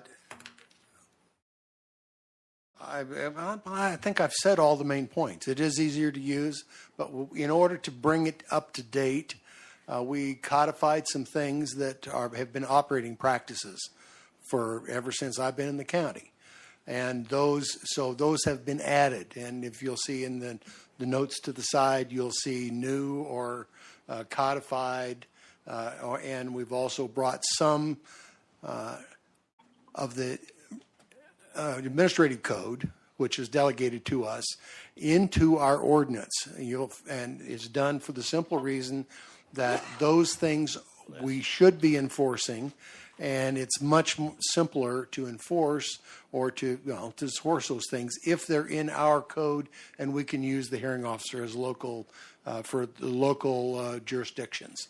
If we use the ADQ delegated enforcement opportunities, it's just really, really cumbersome and time consuming and attorney consuming. So it's much over time we've discovered that that murders are much more important than sewage on the grounds. So we like to do those through the hearing officer, and this sets us up to do more of the things in that direction. We've also added some things that homeowners can do for their own installation of their systems. Some categories that were previously required a licensed contractor to do. Now they can do them themselves, and there's also some design that our normal contractors can do now that used to be a professional engineer required. So made changes there, and we've added a couple of things that are addressing problems that we have very frequently, and those and we've added a thing that will goes in hand with the Tri-City Sanitary District. So when this takes place, actually, it's already starting to happen. It's essential that we in the wastewater department coordinate our efforts with what's going to go on in the Tri-City Sanitary District area. It's very important that the people who want to remodel a home, or flippers who obviously want to remodel and resell, that they understand that they are going to be under the jurisdiction when the pipe gets there. They're going to be having assessments on those properties, whether or not they upgrade their septics now, and we want them to be aware of that beforehand such that they can make informed decisions. We also, I'll say this today, I've not said this to any of you before, I really believe it's our requirement, my requirement, to work with the citizens to transition with the least wasted money between now and when they are hooked up to the sewer. So we've set up some wording in this document that actually require a communication between the two entities before action is taken. Actually, but the citizens are required to go to both entities before the actions are taken. So that's one of the things. Another thing we've done is want to institute a routine work permit. So that's things that you just do to maintain your system. State law currently gives lots of freedom there. And it's freedom that a contractor can exercise without us ever knowing that it's happening. And what we find is that citizens who've, in a simple case would be, it allows you to extend a leach line 10 feet. Now, if you have a failing system, when your transfer inspection comes for your home, it's a very, very good time for a contractor to say, well, I'll just extend that line 10 feet. And you don't know what the ground is that they're extending that into. We find them extending off the property. We find them charging lots and lots of money, but the thing that really that motivates me to actually add this, it's a no-charge permit. So you just draw us up a site plan, tell us what you're going to do, and give that in, and we'll give the contractor a permit to do that for somebody, which puts it on record. We have a lot of people who come in wanting to do things on their building saying, well, I have a brand new leach system. And when we don't have any permits on that. And lo and behold, it turns out that brand new leach system is an old failing system that you put 10 feet of leach line on. They think they got a brand new system, and they didn't. And they spent a huge amount of money to accomplish that. And they would have been much better off to actually look at spending that money to refurbish the system to get it done correctly. So that's the basis behind the routine work permit, and we didn't think it was right to charge for that. So that's a thing we'd like to give away to the citizens of the state, of the county. I think that's as an overview of what's going on in this rule. That's exactly what it is, and as you see in the document that I gave you there, for each thing in each paragraph or sentences, or they're in yellow, there's a short statement outside that this is to codify something we currently do. It's imported from ADQ rules, or it's something new. Well, thank you. So with that, I'll stop and ask for questions, and I can give you a long detail about everything if you want it. Okay, thank you. Supervisor Christensen, questions? I have no questions, thank you. Supervisor Klein? Jake, thank you. Anything we can do in this role, I'm happy with, to make it easier, less confusing, and I know you've worked hard on all of it over the years. So You bet. I appreciate it. Thank you. Well, this is something I want to say to you all, you're the current board. When this was originally done, I think our Board of Supervisors was very insightful. And what we are operating under and have been operating under, I believe is the model that should be implemented throughout the state. And I get a number of calls from other counties saying, gosh, I wish we did that. And so I want you as the current torchbearers, going back to what Bob had to say, as the current torchbearers to recognize that the torch you have, it burns brightly and does a really good job for our citizens. So with that, I'll yield the floor. Well, thank you. Yeah,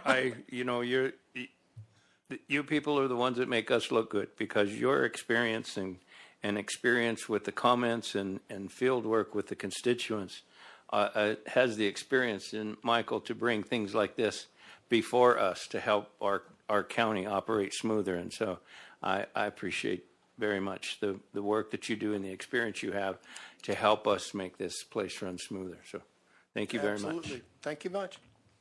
Okay, and we will move on to Rick. We okay? Go ahead. Okay. Yeah, I know. I was going to say, if you hear a loud noise, it's because I'm using my hammer as a fly swatter. But I thought, no, that might not be a good idea, huh? It's a public meeting, but who invited those guys? Okay, moving on to regular agenda item 2D, information discussion action to approve the revised Exhibits A and B to Resolution Number 21-08-01, which contains the reduction in the tax rate for the town of Miami from 5.1687 to 4.46439. The combined tax levy and rate for the Pine Strawberry School District and the removal of the second line from the minimum school tax. Strawberry Tax District and the removal of the second line for the minimum school tax per ARS 15-992B for the Pine Strawberry and Young School Districts, and the secondary net assessed value needed to be changed for all school districts. Mary Springer and Nick Montague, thank you for being here today. Good morning, Mr. Chairman, members, supervisors. So as luck would have it, right after you adopted the tax rates, I got an email from Micah Gaudette, the town manager from Miami, and they had to reduce their tax rate because they did not hold their truth in taxation hearing. That's the reason why the tax rate had to be lowered. I confirmed that with Darlene Teller from Department of Revenue, so I'm here asking you today to approve that reduction for the town of Miami. And Nick is here for the school districts. Luckily, the school district's primary and secondary tax rates all stayed the same. If anything, all I did was clean up some verbiage that the AUR asked about, and by clearing up the verbiage, I made it simpler to see on the tax bill exactly what statute you're going to be paying for. So if any constituent has a question, they can go straight to the statute and come ask. Okay. Supervisor Christensen, do you have questions? Thank you, Mr. Chairman. No, thank you for the presentation. I have no questions. Supervisor Klein? Neither do I. Thank you. Thank you very much for clearing up that, and we thank you very much. And so, Mr. Chairman? Yes. I believe that the Arizona Department of Revenue, they only go to 4 decimal places. And so I'm wondering what conflict this may bring up, that the rate that has been specified, it goes to 5 decimal places, 46439.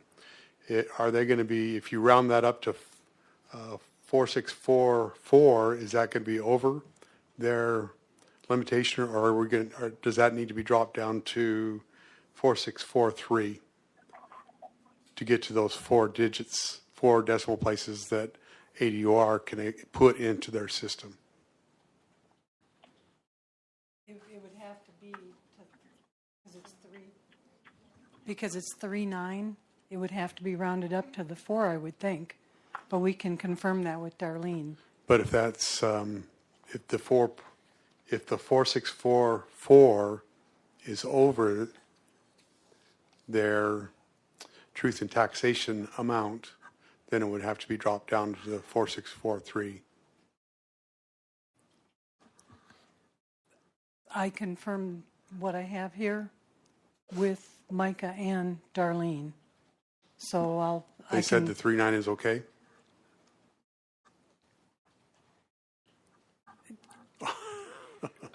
Would it be best for us to table this until Well, another we time? need to, the treasurer needs to get these tax rates Right. done.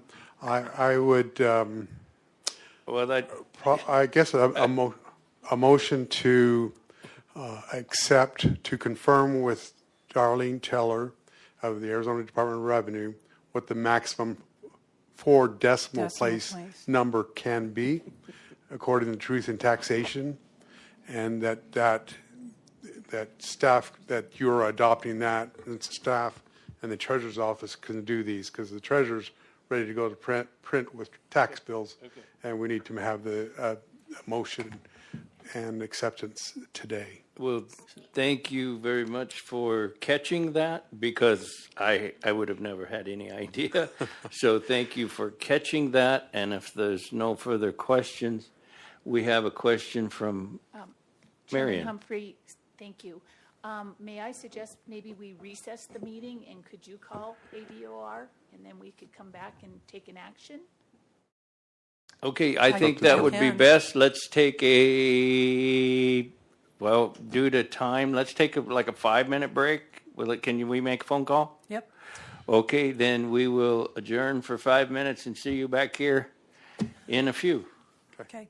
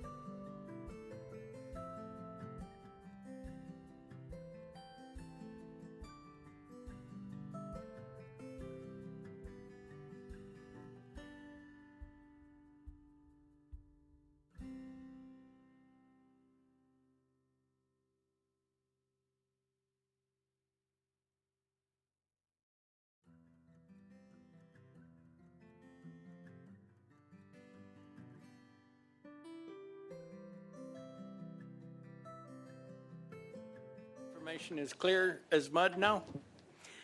Our information Okay, is clear okay, as hold mud. on. Okay, I will re-adjourn this meeting today, and so I go ahead with your information so that we can make a motion. Okay, so in the revised, I have a typo, and it should be 4.4639.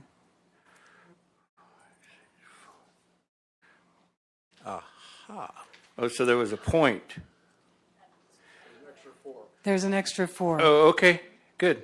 So the rate should be 4.4639. Oh, okay. Good.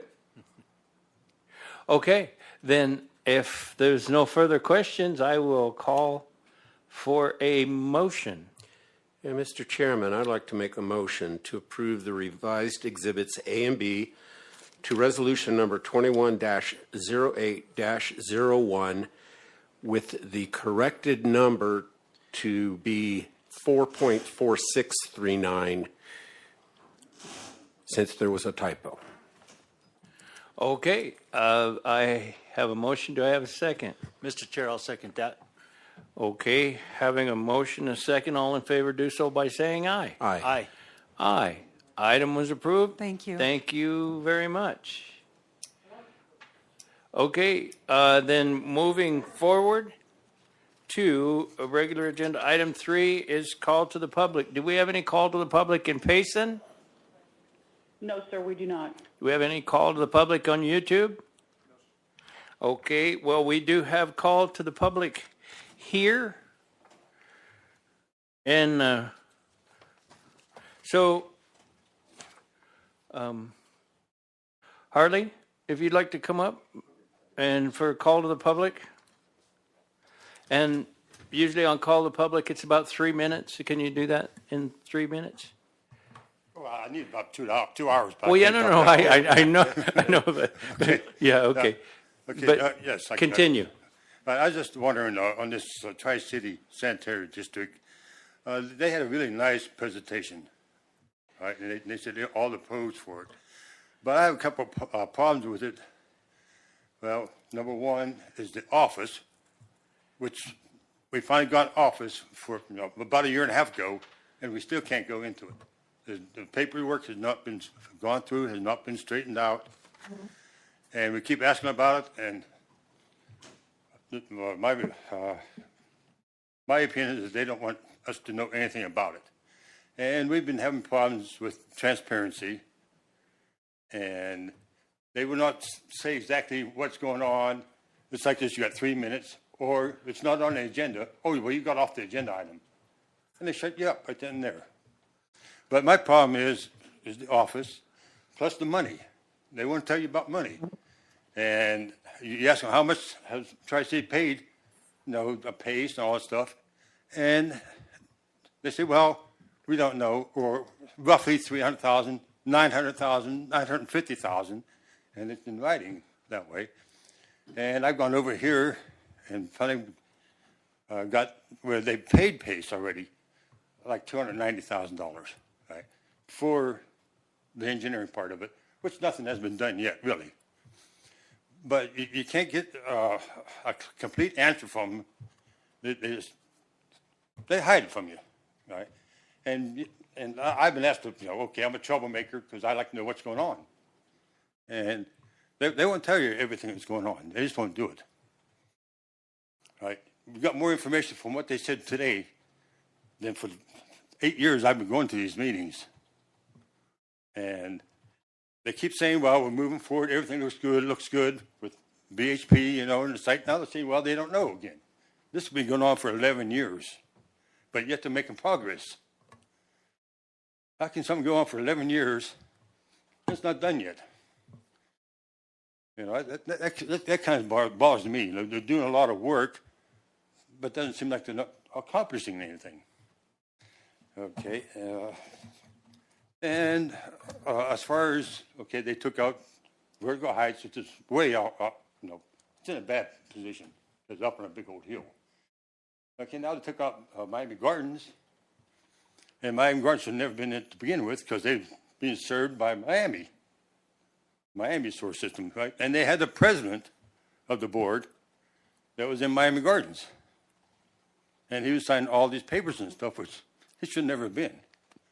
But I was just wondering, what can the supervisors, I know you guys are supposed to be involved in this because they have to report to you.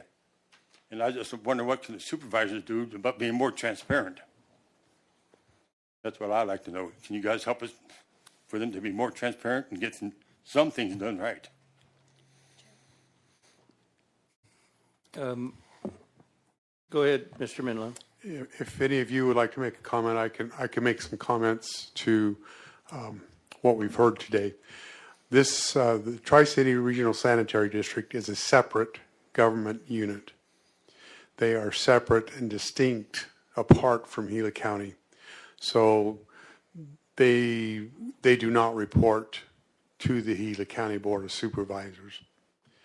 And the Gila County Board of Supervisors has absolutely no control over their board of directors. So can the county go in and say, you're not doing this, you're not doing that? We have no authority to do that. That is up to the voters in that district to elect those that will represent the people and will be open, transparent, and do those things that you would expect from a government official. So I think that responds to the questions of that there's any involvement from this Board of Supervisors. There is not. They are, by statute, a complete and unique separate government entity. I thought that, they had to report to the board every year or so for their budgets and all this other stuff. So I thought the board was involved in this. I'm sorry, sir. We need to make that clarification. Okay. That this board has no authority to go in and demand anything from Tri-City Regional Sanitary District. Okay, so any suggestions? I go to the Attorney General, or who do you go talk to? Mr. Chairman, that would be an appropriate place for you to go, to the Attorney General's office.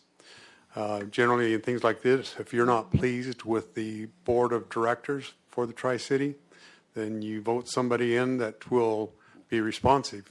Yeah. They go through an election process. If there's enough candidates, they'll go through an election process every 4 years, the same as this board does. And that's where we as the public have the opportunity to voice our choices and being able to get somebody that's going to respond to the questions and things that you have as a member, as a resident of that district. Yeah, I just want to make up, some comments of what the Tri-City Board said. They saying like, there's only 5% that protested it. Yes, that's correct, because we had to go through a whole bunch of stuff. You come over here, and get paperwork done and all that good stuff, and turn it in. Whereas the other people didn't have to do nothing, and their vote counted as yes, and ours is no. That's why there's so much difference. If I may express purely my opinion, 11 years is a long time. And this board of supervisors, previous boards of supervisors faced that type of dilemma with a bridge in Tonto Basin, that it had been years and years on the docket of we're working on this, never got anywhere. This board of supervisors took action and took the steps necessary to get that bridge project approved. And so I'm not on the Tri-City Board. I can't say have they been making progress or have they not. 11 years is a long time and needs to go forward. Are they moving forward now? It sounds like it. Okay, well, thank you. I appreciate the information. You bet. Thank you all. Okay, thank you for being here today for Call to the Public. Okay, thank you. Thank you. Okay, moving on to regular agenda item 4. At any time during This meeting pursuant to ARS 38-431.02K, members of the Board of Supervisors and the county manager may present a brief summary of current events. No action may be taken on information presented. Supervisor Christensen. Thank you, Mr. Chairman. I'll be brief, just kind of reviewing the last couple of weeks.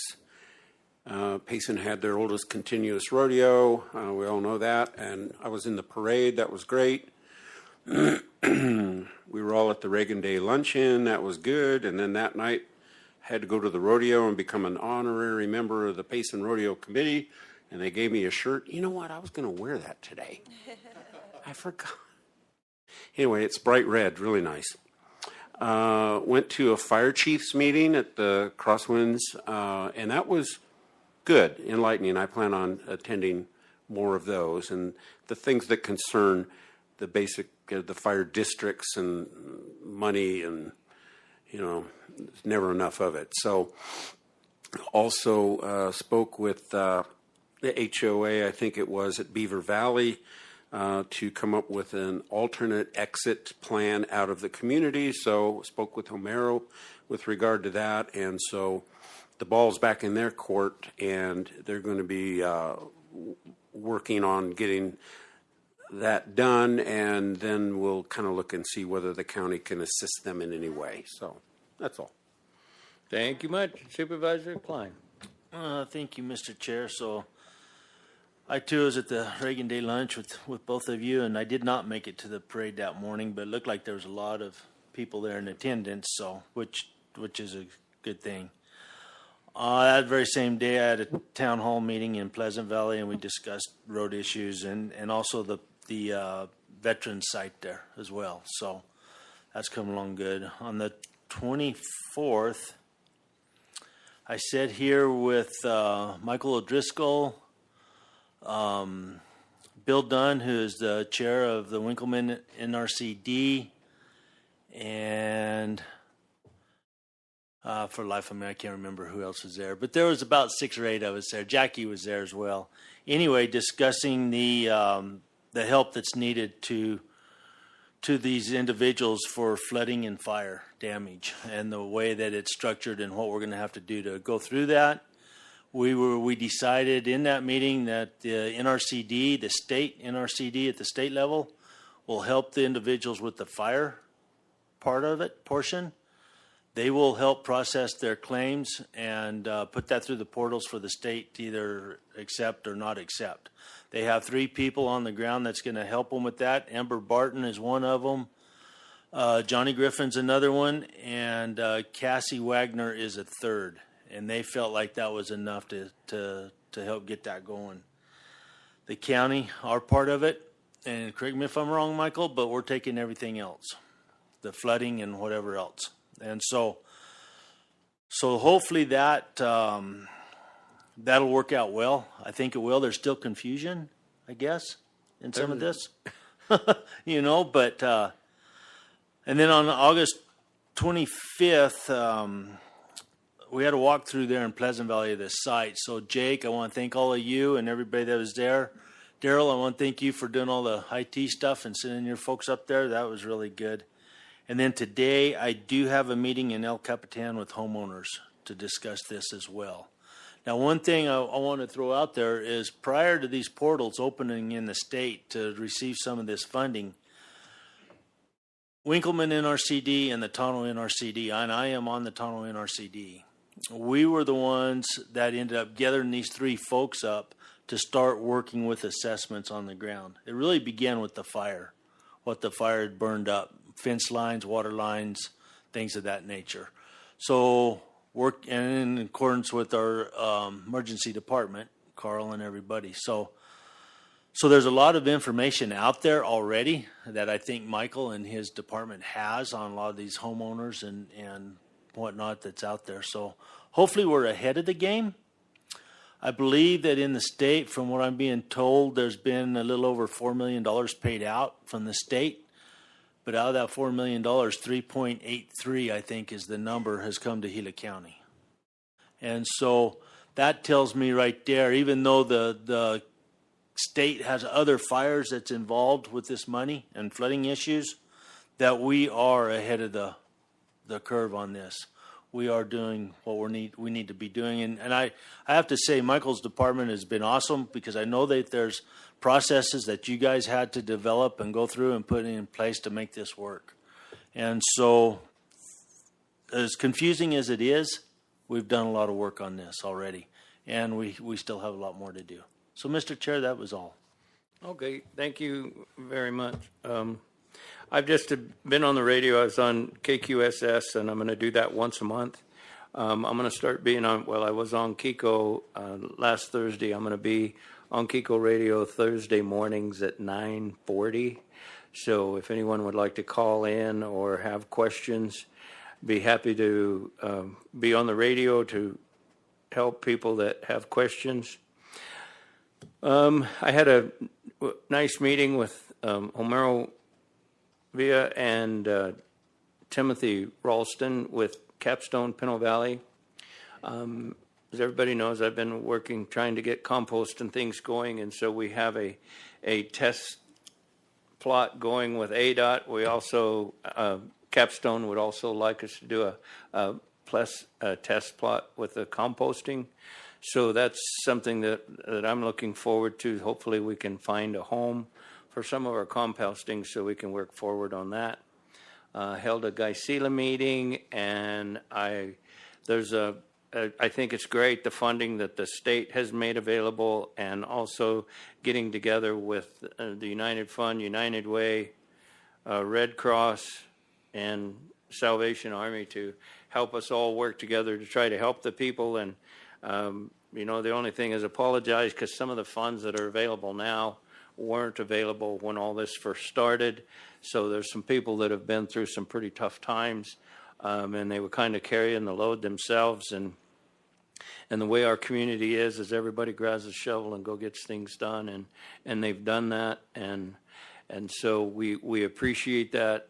There's funding now that could have helped them a little then at the beginning of this thing, but the funding source wasn't available. And can we go retroactive on some of those? Yes, we can, but it takes receipts in order to do that. But we appreciate all the time and effort that have people started put together to create funding sources for us to help the people going forward. Because it seems like we're reinventing the world every day when we wake up and get some of these catastrophes, and it's like, oh no, what do we do now? And then we get funding sources that we've never had before, and so how do we work with these funding sources? And so it's just been a regular three-ring circus, and my hat's off again to all the staff for putting all this together to help as many people as we can.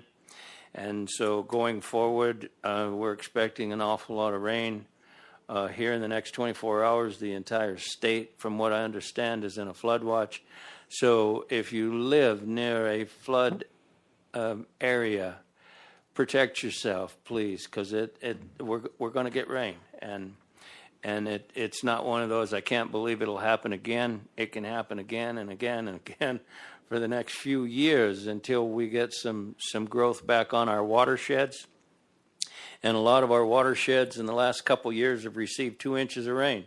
Now we're receiving between 9 and 12 inches of rain so far this monsoon, and we haven't had the storm yet that's coming. So if you live in a flooded area or an area that could flood, please protect yourself over the next couple days. And so that's all I have. And if no one else has anything, I will adjourn today's. Oh, we do have, but you were getting up. I thought you were leaving. I didn't realize it. Okay. Is that an invitation? Well, yeah. If you get up and leave, I was ready to follow you out. Yeah. Okay. We do have one more thing. If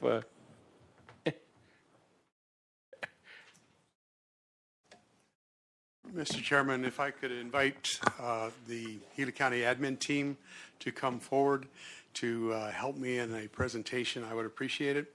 But first, we have a couple of things.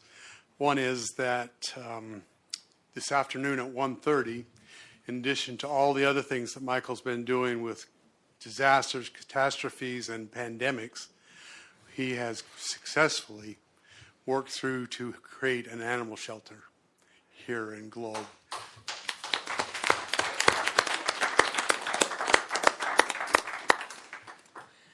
Our facilities team has been heavily involved in that, but a number of people have been involved, and it's a thrill. And I know, Mr. Chairman, that that is near and dear to your heart to have this animal facility. So at 1:30, a ribbon cutting, I don't know if there's a ribbon, but the grand opening of the animal shelter, which is a beautiful facility. And I personally am thrilled that we can present this and have this to be there for the animals in southern Gila County and northern Gila County as well. So exciting day to have the animal facility grand opening.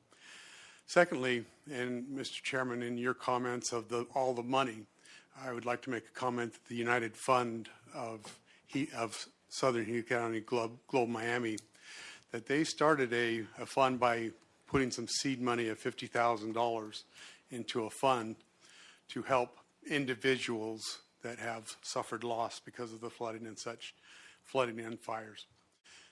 As you know, government money can't be used for individuals because it's contradictory to the Arizona Constitution, constitute a gift of public funds, which we cannot do.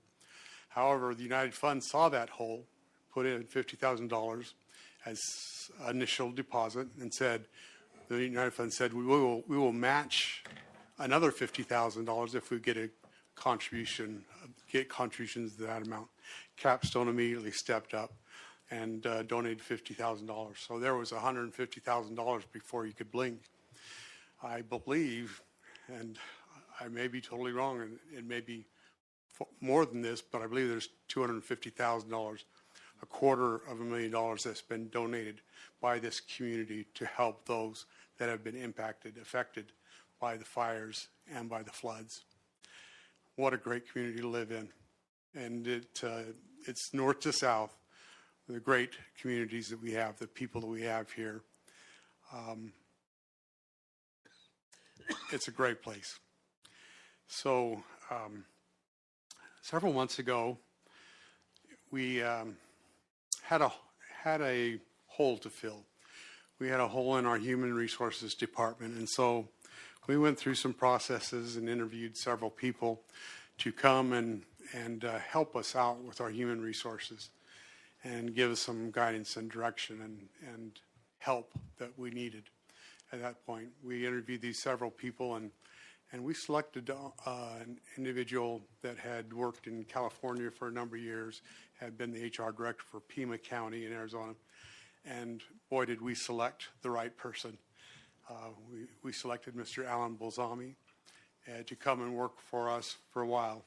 He's retired, but graciously came out of retirement for several months, and came and worked with Gila County. We have been blessed immensely to have Mr. Bolzami as a part of our team. He's been saying for the last few weeks, and we cannot talk him out of it, but he's got a cabin up in the mountains with a fishing pole that keeps calling out his name, going, Alan, Alan, Alan, I'm waiting. So it's with trepidation that we today's his last day, and that we have to part. But Alan will be a part of us, and we are going to utilize his offer to give him calls and questions. So if Alan and the rest of the admin team would come up, we have a little parting gift that we have for him. And if I guess we'll go ahead and do this. Go ahead and come on. Get a picture of him, Kathy. We were just going to stand back here and clap. Come over here and stand by me. Reminder of Gila County, Copper Splash, and they.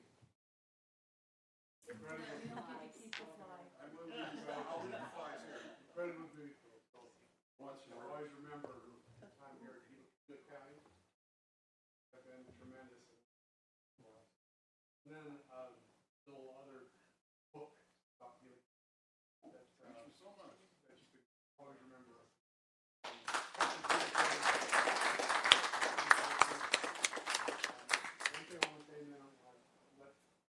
say a comment, if that's okay, Mr. Chairman? Yeah, go right ahead.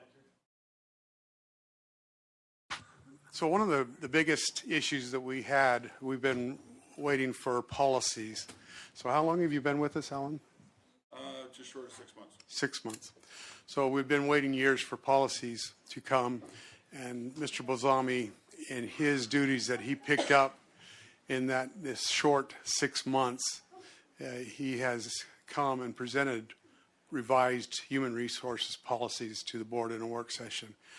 We are trying to vet these and make sure that they are what they need to be and that we can manage and properly work with our employees, which are a great asset for us. Mr. Bozami has worked on those, and just in that alone, on top of everything else, has been tremendous. So with your permission, Mr. Chairman, see if Alan would like to make any comments.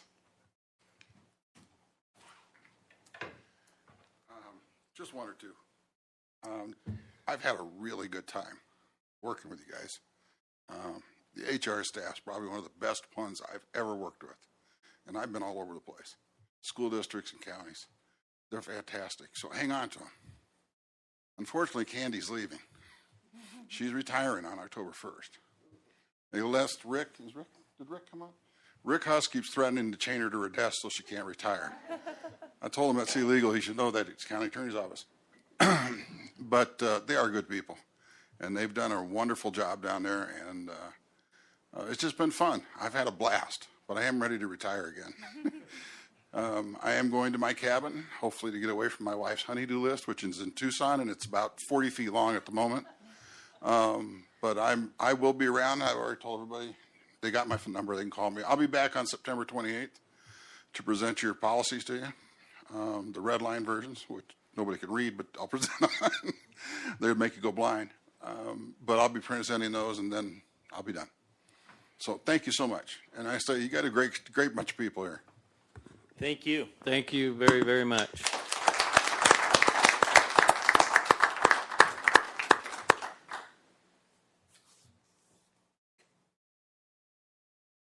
I will make the comment that we have successfully poached from another department. Rick Husk has accepted the offer to be our HR director, our next HR director. He is, of course, working with the county attorney's office. I have not spoken to Mr. Beauchamp, so I'm a little bit quaking in my shoes from having taken Mr. Husk. But Mr. Husk, he knows personnel law. He knows what we have to follow as a county. He will be a great asset to us and be able to apply the law to everything that we do in dealing with our employees. So we're grateful that he has accepted the position and will work with us in human resources. There'll be a transition period. He's been a heavy caseload of 80 plus cases at any given time. That tells you the character of that man and the workload that he carries and what he will do for us in our HR department. So thank you, Alan. We do appreciate all that you've contributed to Gila County in 6 months. It's been tremendous. Thank you. And that is it, Mr. Chairman. Okay, thank you very, very much. And so with that said, I will adjourn today's meeting. Thank you.